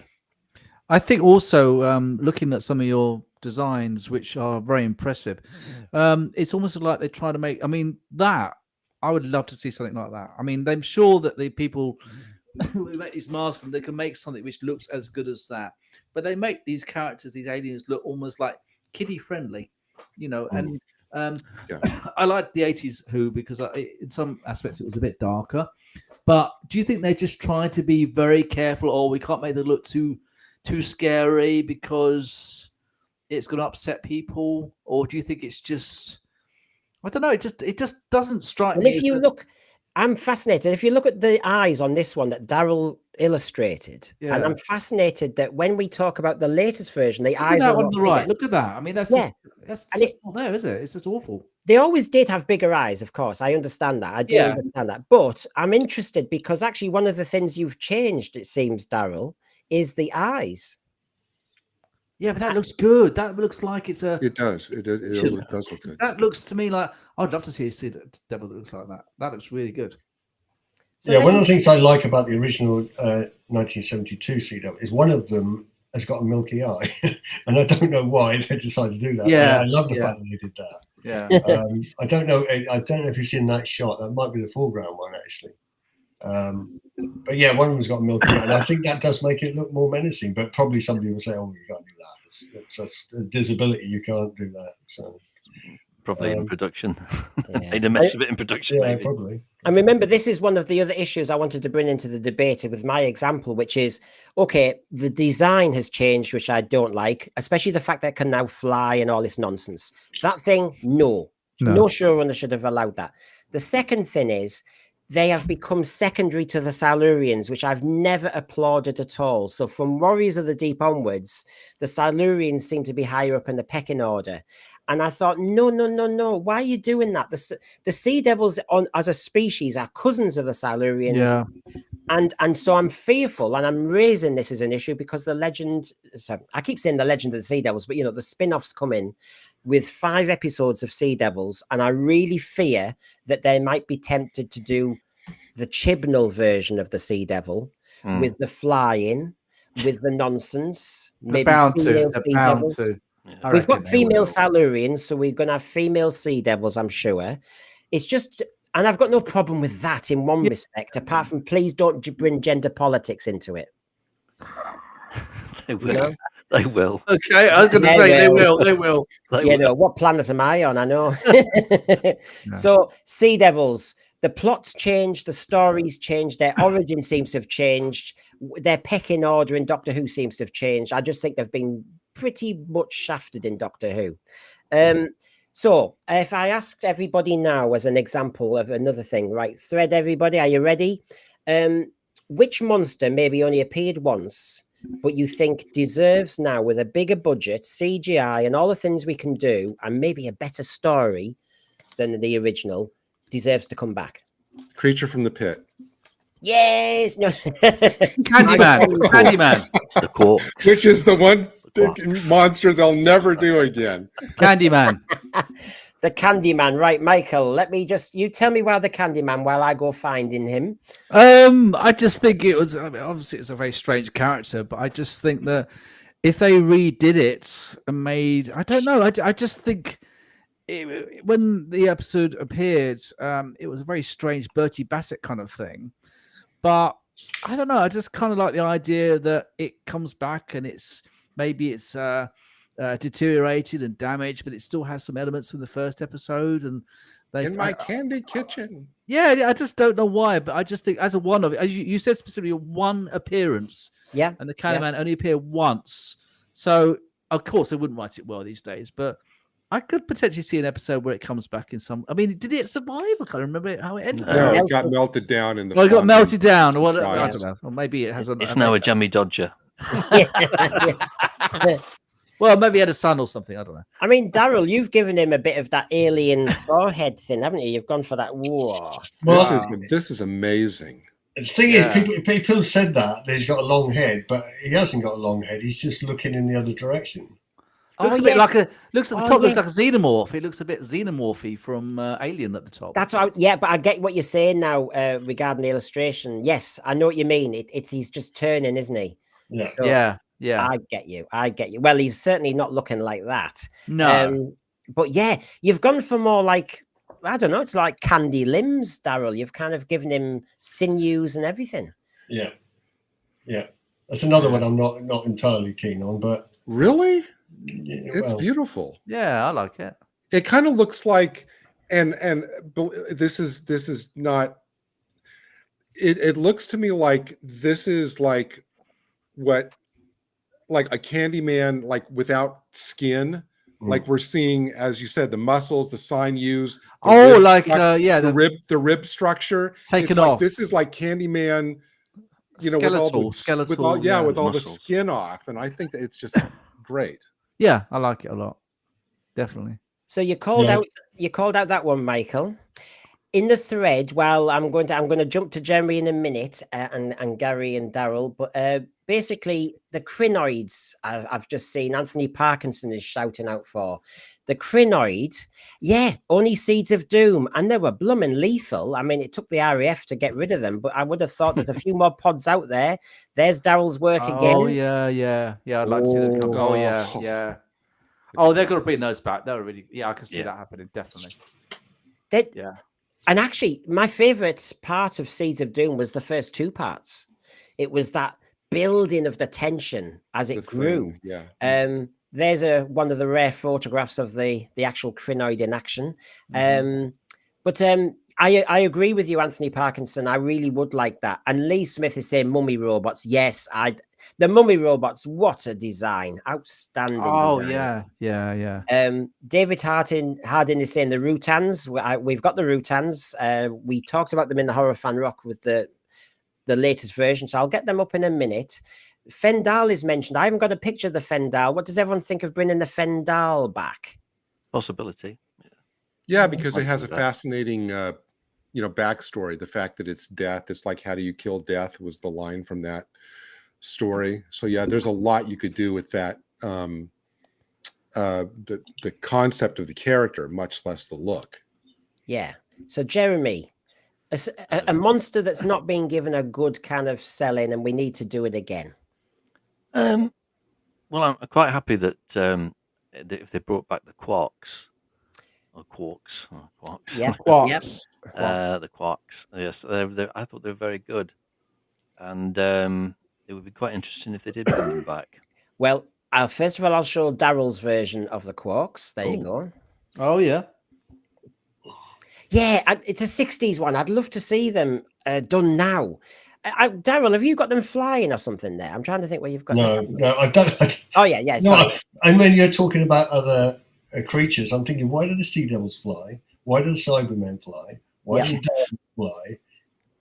Why does everything fly these days? No, I don't. I know. And then they just obliterate them in seconds. So you have a million Daleks and you just obliterate. Now, talk me through the changes you did here, because there's the originals. Yeah. And how did you think you could modernize them? Well, I thought, keep the sort of slightly cute aspect to them. They can be cute, but they can be menacing. You can sort of mistake them for being quite cute robots, but actually they're quite lethal. Yeah. And tone down the sort of square box thing a little bit, but not entirely. But keep the arms that angle outwards. So the quark behind the first one's got the arms closed. The second one's got the arms open, so you can see that it does the same thing. And yeah, it's not too far removed. It's just I suppose it does look a bit of a radical redesign, but I'm trying to keep the essence of it. Yeah, I like it. I mean, I think the originals were kind of cute, a little like toys in a way, but obviously they're quite deadly. Yeah. And that's what I think has the charm and the appeal of them. Yeah. Well, they were kind of designed to be in part like a toy replacement for the Daleks, because the Daleks had been kind of off the show for a while. And in the TV comic that was running concurrently with this, they were like every week was Doctor Who versus the Quarks. Yeah. So they were envisioned as the next big thing, but they never took off. Yeah, they were quite popular in TV comics. The thing is, and I'm not just saying it's because Daryl's here, I'm so glad Daryl came on, but some of these illustrations, I really honestly wish they would do. Me too. Yeah, absolutely. I mean, because you've mixed, you still want monsters that have a cuteness in some ways, but because there's a double-edged sword there. Sure. But and I just think there's enough kind of attitude to those quarks that you've just reinvented. Now, a few people in the thread have mentioned, David Hardin, one of them, has mentioned the Vord. So let me just kind of, who wants to kind of give a shout out to the Vord? Who bringing them back? We're going back to 64? Way back. Now, Daryl obviously gets first choice and nibs on the illustration. There he is. Yeah. Daryl, the knife will have to go. No way. Yeah. But they were lethal. They were predatory. They were like rogue.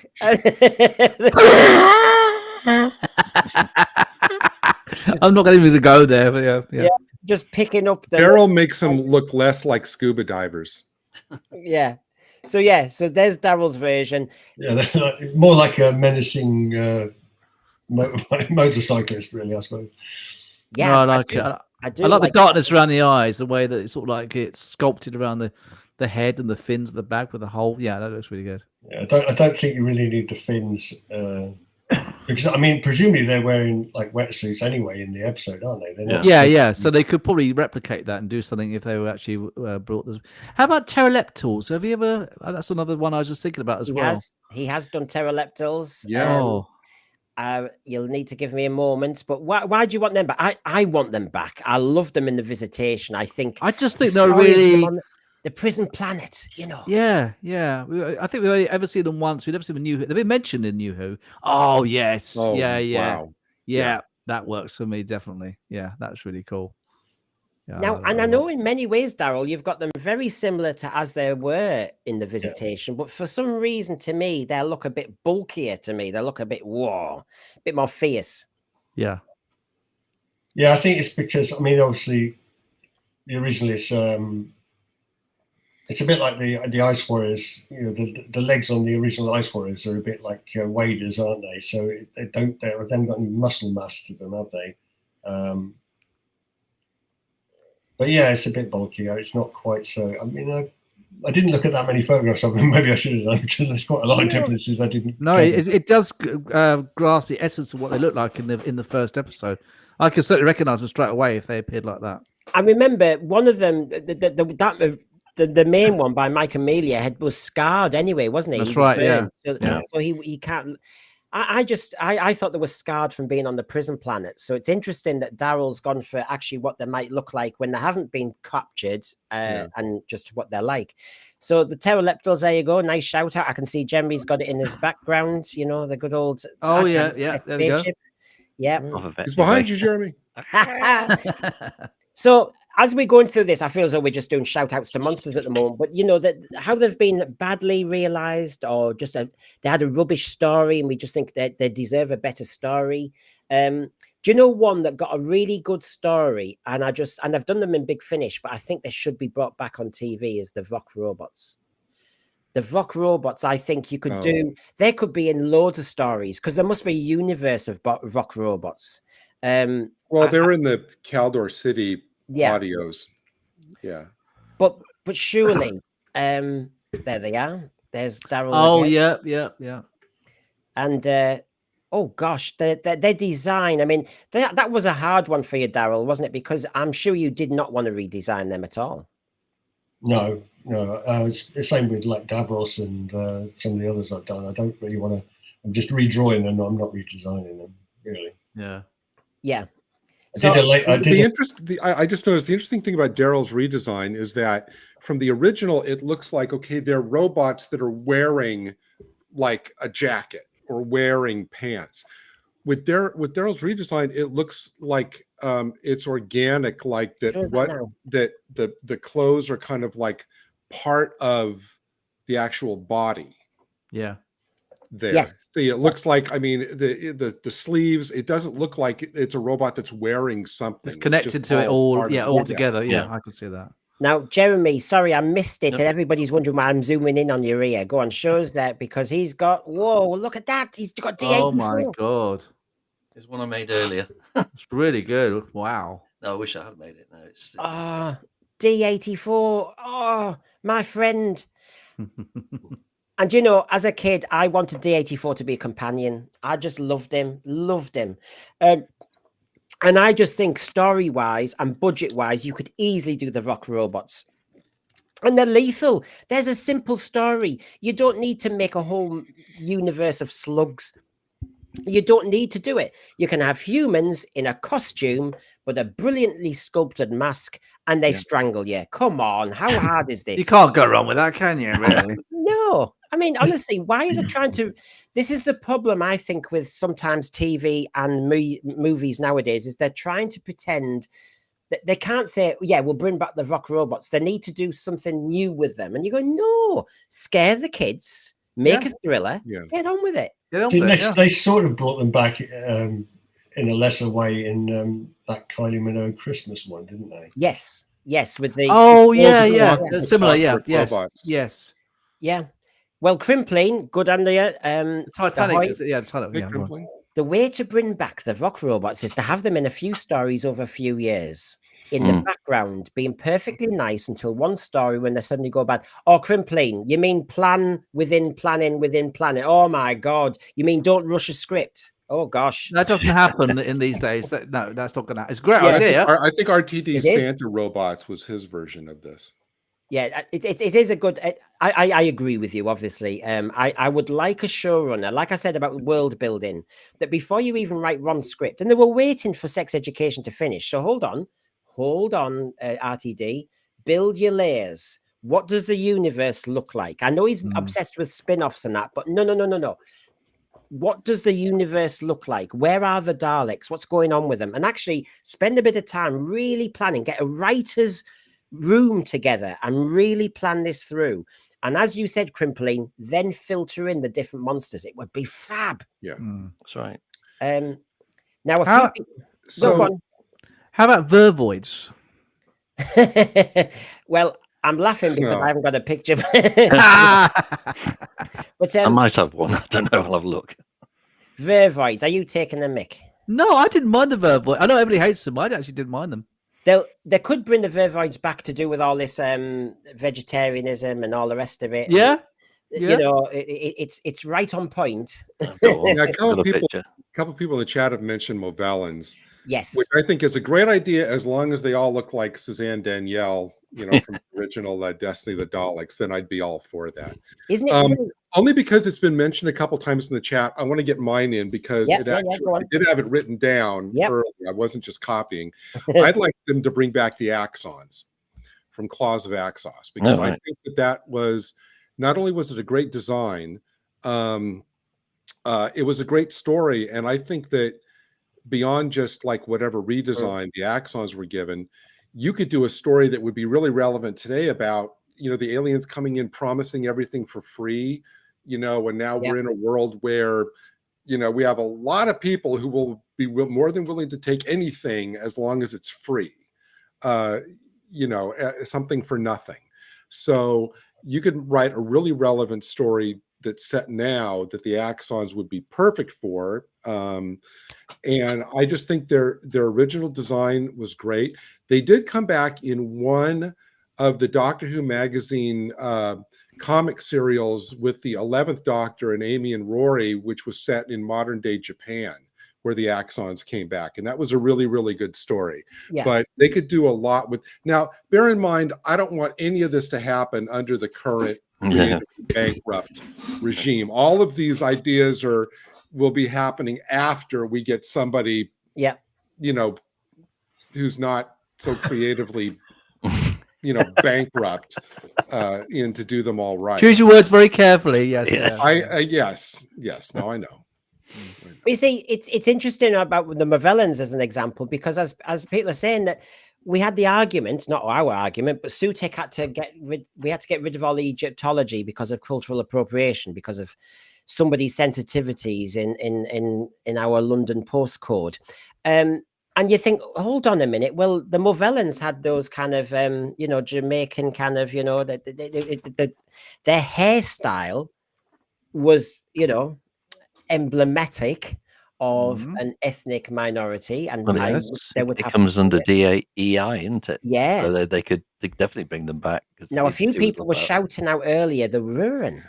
Yes, the Ruin. Now, yes, I agree with this. I'm trying to remember. Give us a shout out again. Who said the Ruin? Because yes, I agree with you. I think with a bigger budget.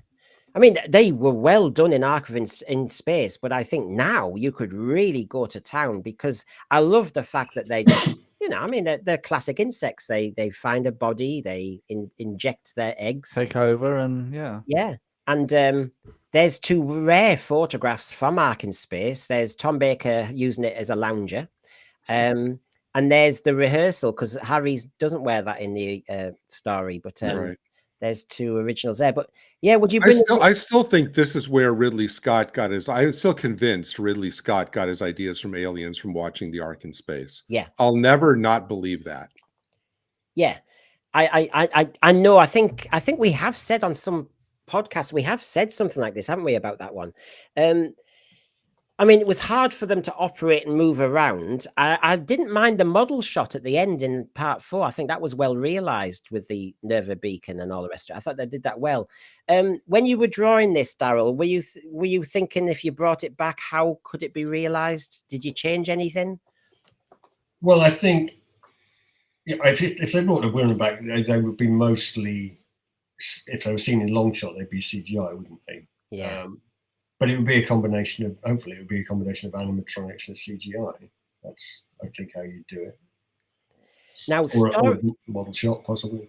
So my other question, though, is when bringing any monster back, never mind the design, what's the story? I mean, do you think it's got legs, bringing the Ruin back, everybody? Because he said there were like locusts in the universe, weren't there? That they're just, you know, and you can, just like we were told in the thread, somebody, I apologize, I'm thinking so quickly. Was it Crimpling who said that we could have layers in the universe and the rock robots appear here and there, and then they get their story? You can mention the Ruin and then you see them in action, or you see a few husks here and there. There are so many ways you could layer Doctor Who's universe up, and it would be a thriller minute. So yes, but I mean, you could take that very like simple description from the original 1975 story and just think about, I mean, you just think about, okay, how do locusts operate? How do locusts come onto a planet and decimate it? Use that concept of locusts and just extrapolate from that very basic idea, set it somewhere, and use the Wirren instead of locusts. I mean, RP is, hello RP, bring back the nesting consciousness. The whole point about this nesting consciousness is with our plastic obsession on our planet and our plastic islands in the Pacific and our plastic bits in every body, what a horrific story you could do on plastic now. Because we're all eating plastic, aren't we? We've got plastic in us. So it could be a thriller. It could be way up there. Oh, Brendan, you didn't like that story about plastic that Chris Chibnall did? Is that what you were saying? Oh, sorry about that. Sorry, Chris. It had been erased. What was the name of that warrior in the Five Doctors? The one that sort of went the Raskin warrior robot. I wouldn't mind seeing that back. Yeah, somebody will have seen, I had Jamie dressed up once in Lycra and he was firing. And but yes, the Raskin warrior robot, I think it's a funny one. I want him back, Michael, or her, or whatever it was. But the thing is, Michael, it was so brilliant, that cyber attack sequence, that if you brought it back, what's the story? And was only one of them? Or is there a planet of them? Or maybe how they were created, or where they're from, or whether they have masters, or they escape their masters. I could see something happening with that. Yeah. They look as though they're a good guard. Yeah. A good kind of... Well, some race somewhere has invented them, so you need to... Or maybe they destroyed their creators or something. And that's how they destroyed their creators, and the creators were trying to create something which was like a defense, and it all went wrong. I could see that happening. Yeah. The thing is, and what Crimpling is, Crimpling's onto the Ruin. It's like a daddy long legs, but it'll be outside my bedroom, tapping at the window, wanting to get in. Do you know what? You know, it's the dialogue. I said it on Horror Fan Rock. The Rutan itself, but actually the story about it and the fact that it's in the water and it's cunning and it's thinking and it creates a fog, that had my head on fire as a kid. And the same with the Ruin. You, as a kid, you heard the dialogue that they eat people and that they'd impregnated the eggs, and you were like, oh my God, that is horrific. And you don't necessarily have to keep showing them. And I think Horror Fan Rock was one of the best examples, because I think you only really see the Rutan properly in part 4. Just got viewpoint. You let the imagination run riot. This can be done on the cheap. That's part of the actual enjoyment of Classic Who, that you can, it's the imagination and before the realization of what it's actually about. And then it's the build up. You don't get that in New Who. And a good script helps as well. Yeah, absolutely. Now, one that I mean, I've mentioned the Rutan, so I should show him, because it's in. I'm fascinated by this, Daryl, because this is your version of the Rutan, okay? And of course, the Blu-ray did their version, and so of course, let's just kind of soak that in. There's the Rutan according to Daryl Joyce. and there's the version realized in the Blu-ray. Now, what were you trying to do there, Daryl, regarding, because we've all made creative choices here? Well, I just sort of kept the original elements again, the sort of green body and the sort of white hairy stuff that was over the original prop. But there is mention, I think, in the, I don't know, that the book is one of those ones that's very close to the script, isn't it? It doesn't really give you much more detail. It's quite a slim target book. But I think there is mention of sort of iridescence and stuff like that. So just giving it a sort of glowing aspect in the tentacle. Now, obviously, there's different creative people, and I did like this version, the big eye, and what they did there. We had a debate on Wednesday, though, about whether people like to press the button on the Blu-ray and see the updated version, or they prefer the original and just go with it. Like I said on Wednesday, Dalek Invasion of Earth, I'll have the flying kettle landing on Earth. You know, I mean, do I go for the updated version? But how do we find this Rutan? I mean, does he look more lethal now? Could we do it now?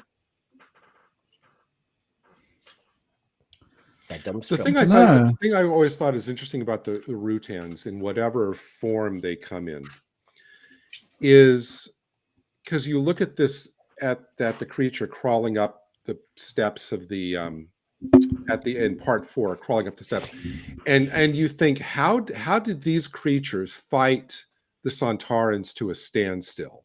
You know, there's got to be something about these characters. No, seriously, there's got to be something about these characters, either how they operate or, you know, how they fight or something they're able to match, you know, the Sontarans beat for beat to where neither of them can ever win. And so it just seems like there's so much potential for, you know, the backstory. Like, how does a creature like that, which you think, well, how does that creature like this operate a ship, much less, you know, fight Sontarans?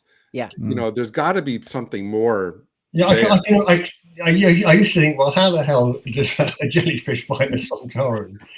It doesn't make a lot of sense. But then I was thinking recently, if they were on a battlefield and they were sort of moving across, the Rutans were moving across a battlefield, and they absorbed Sontarans, a bit like the thing in the Blob. That could work. There you go. They wrap their tentacles around a Sontaran and just absorbed him. That would be quite effective. Now, we mentioned one of the key monsters that we haven't mentioned yet, but we have mentioned plastic, is the Autons. Yeah. And what I found fascinating, Daryl, is you really have got, this is a bit like, I've forgotten what it's called, Westworld. You know, when Westworld did their... Yeah, I can see the parallel, yeah. Oh, gosh. I mean, this is why I asked you 2 hours ago, Daryl, when I said, do you want Doctor Who to go darker? And obviously, I think I know the answer when I see stuff like this. Because, wow, can you imagine the art? I know they had them like mannequins in Spearhead from Space, etc. I know why they look like that, but there's no reason why they can't look like that now. I always found the creepiest Autons were the Spirit from Space ones that had no eyes. There's something about that that's much creepier than Terror the Auton.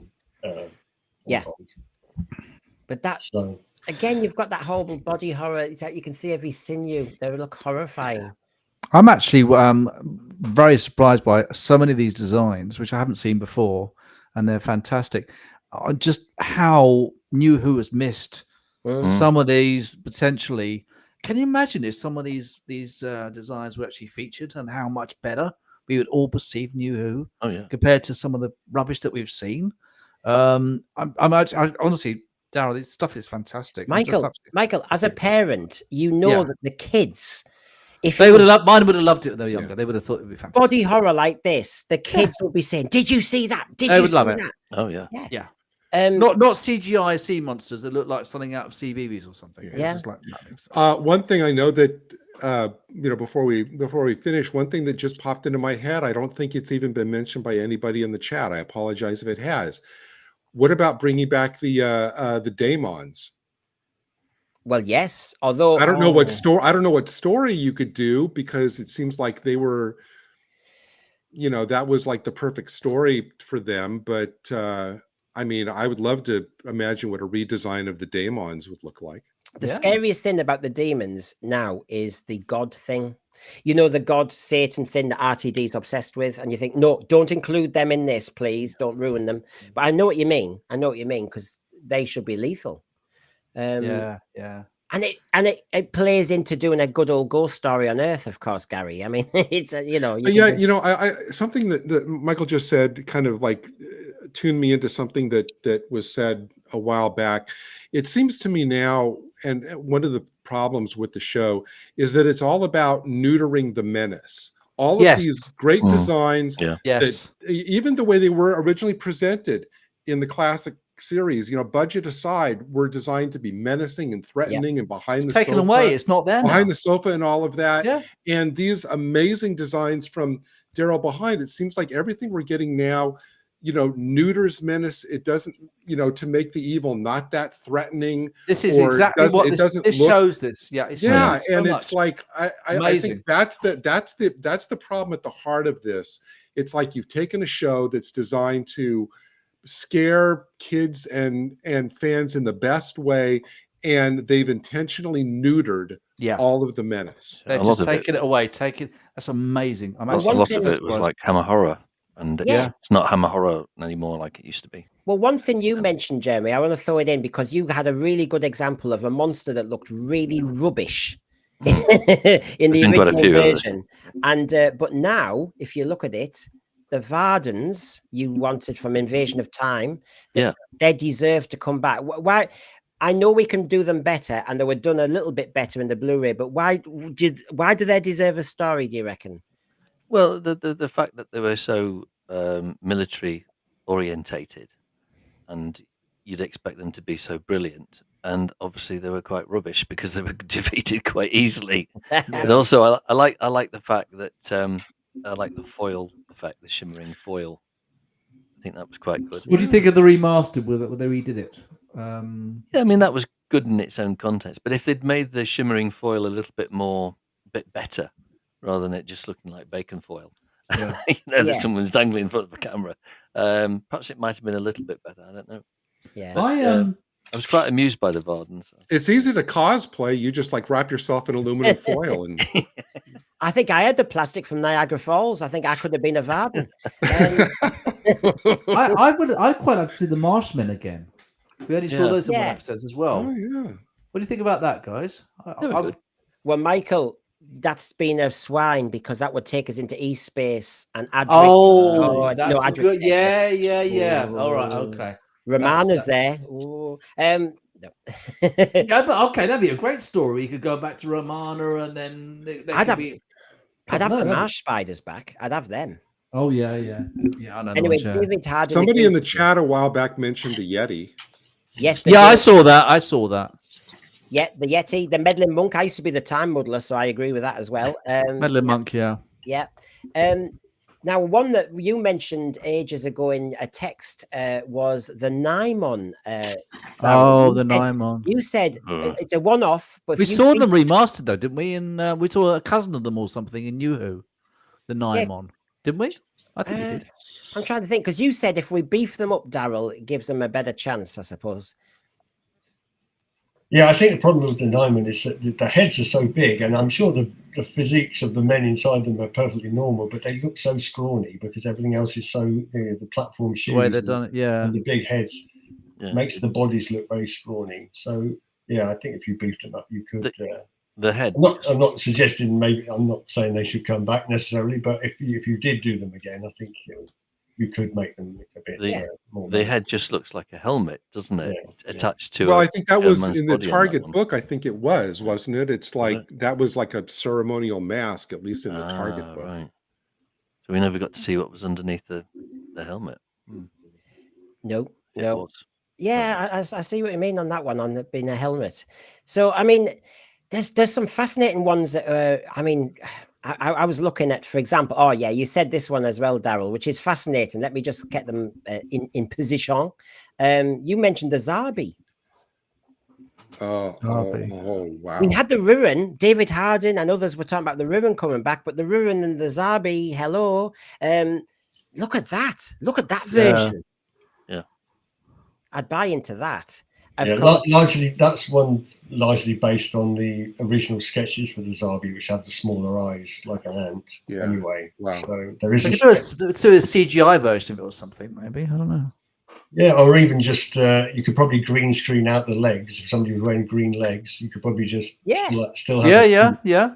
As long as it doesn't knock into the camera. Like story.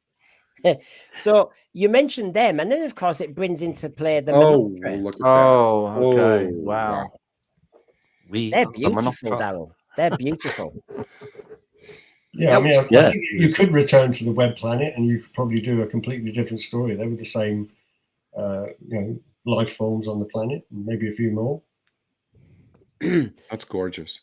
It is, isn't it? I mean, when you look, I have to say the original, it was the direction, it was various things to do with the production, wasn't it? But in color and with the effects you've got now, and with some of the great prosthetics you can do now, gosh, does anybody want to hire Daryl, please? To look at this.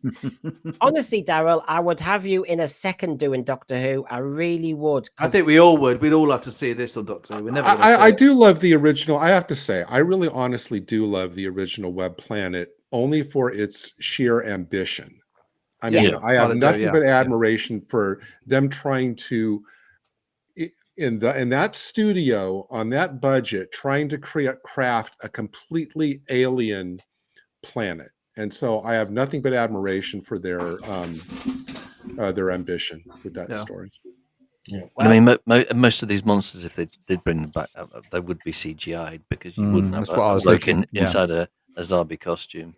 Yeah. Well, let me just throw in this one, because some of you love your 70s Doctor Who, and so I'll just throw in this one. Let me just get to that position. Here we go. Oh, Primord, yes. Can you imagine? Yeah. Well, again, my all-time favorite Doctor Who story ever. Well, there you go, Gary. I mean, that looks even darker. Amazing.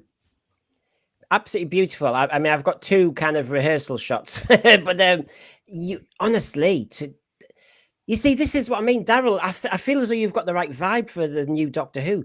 Go darker, go scarier, go more lethal. That's what this tonight's show has actually told me. Just how they could actually just make the creatures, aliens, just look darker, make them look more menacing. They could do that. Why don't they do that? Yeah. And so this is.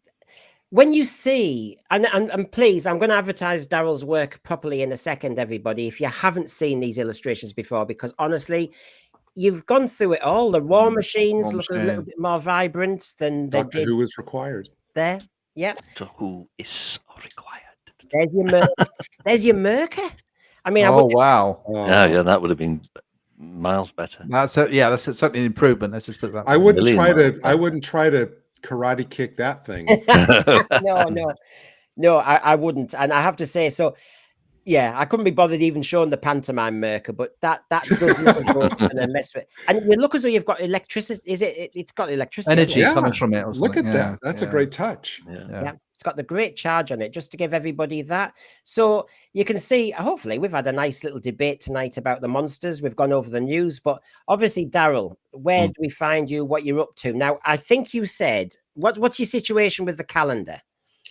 Well, it was pre-orders were up for that until a couple of weeks ago. So as far as I know, if you haven't pre-ordered it, there might be some extra ones, but I won't know for another week or so if there are any extras. So if you're interested, just keep looking out on Twitter, and I'll let everybody know. So that's the calendar, folks. And with that version of Doctor Who, what were you doing? What kind of template? Because I've been showing you monsters. What do we see with the calendar? This is just classic moments from stories. So you've got the army, rather than unit, fighting the Yeti in the street, in the foggy streets of London. You've got the conflict between the Daleks and the Mechanoids. You've got Tom Baker running from the Scarrison. You've got That's not in it. No, that's not. This is from somewhere else. I know. I apologize, but yes, it's. Oh.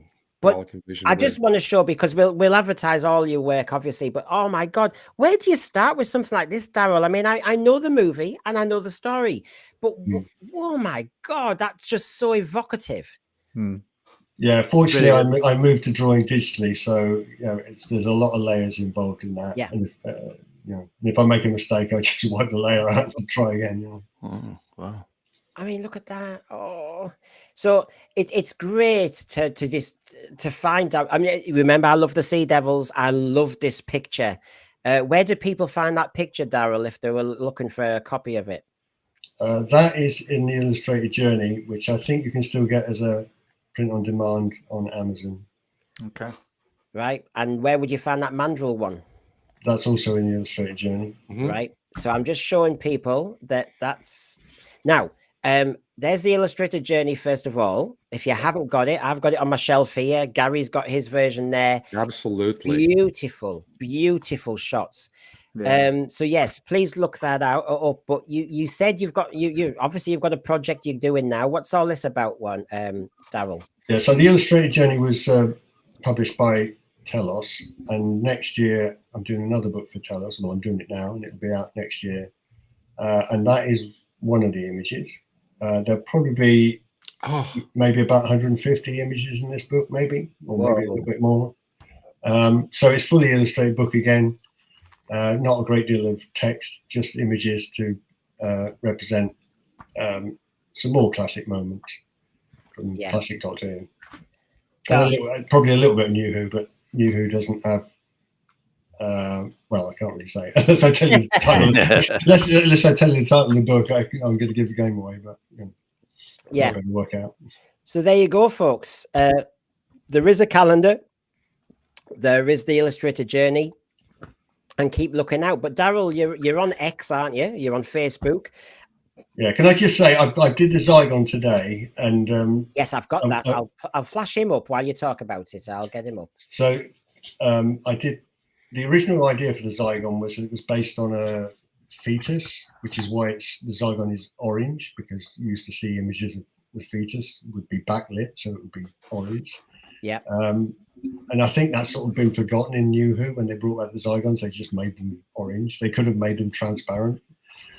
They probably couldn't because it's quite difficult to do that. But that would be, ideally you want to try and make them look transparent. Oh, look at that! I love that. Wow. That's brilliant.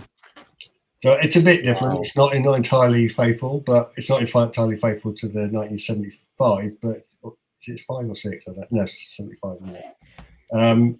But it is going back to the original concept that it was a fetus and it was transparent. And it looks blooming scary. Looks really good.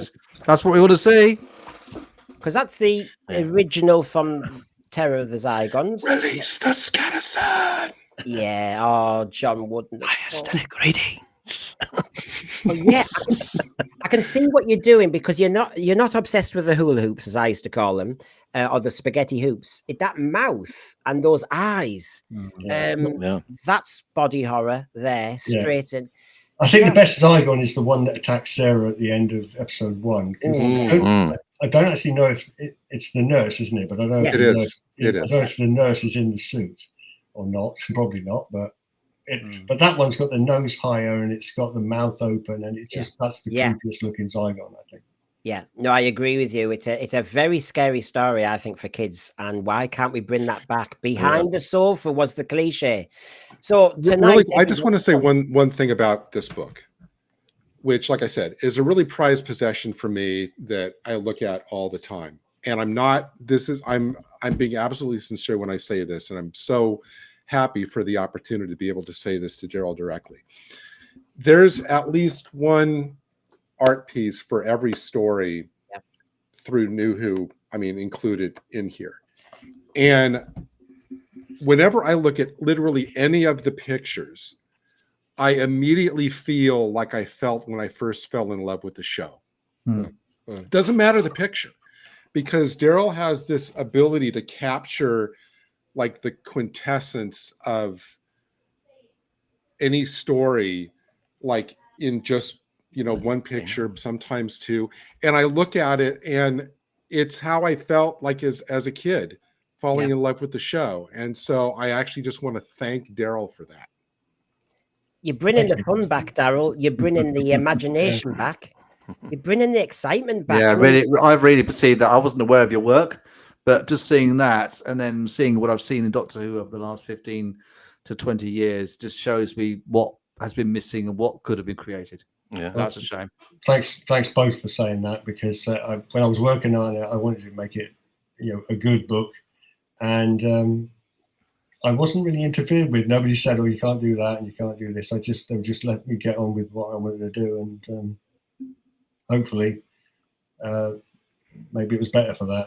Nobody interfering and saying you can't do this. Yeah, just do what you can. Yeah, absolutely lovely. So I was just going to finish off by saying, Daryl, so where can we find you if people tonight are going, "Oh wow, I want more of this"? You're on X, Daryl Joyce, aren't you? And you're on Facebook, Daryl Joyce. On X, everybody, Daryl, you're doing polls all the time, man. What's all that about? Yeah, I just put up I give you 4 options from classic Who monsters every day at the moment, anyway. They end around 7 o'clock in the evening, UK time, and you get a choice of 4 monsters, and when I can fit it in, I'll draw that monster. Brilliant. So there you go, folks. I know, Daryl, you're very popular. You've been on lots of streams. You'd mentioned to me ages ago you're just happy to come on and have a chit chat, but I had to advertise your work because I love it. And I needed to say that as well, because I think, as we've all said, wow, fantastic. You've brought the love back to Doctor Who. You've brought the excitement back. And you've brought some hope back, because I feel like if somebody just saw some of these ideas, we might just have a chance. Daryl Joyce for showrunner. Yeah. So can I thank you, Daryl, for coming on? I hope you come on again. Thank you, Jeremy, as well. You keep changing your backdrop, trying to keep up. You're like me. You're trying to keep up with everything. Well, I love the monsters, so I bring them back. Michael, thank you. And just shout out your channel, because you've just had a brilliant program, haven't you?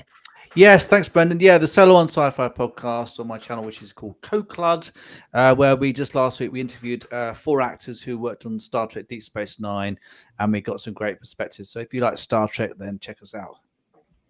Yes, I'm going to be on your show soon, aren't I? I think. Yeah, we've got our episode 200 is coming up very soon. You've obviously got the invite, and we'll love to have you. It's going to be what's been in science fiction over the last 5 years. So obviously you could talk about Doctor Who, and that'd be interesting. So nice. Cool. There we go.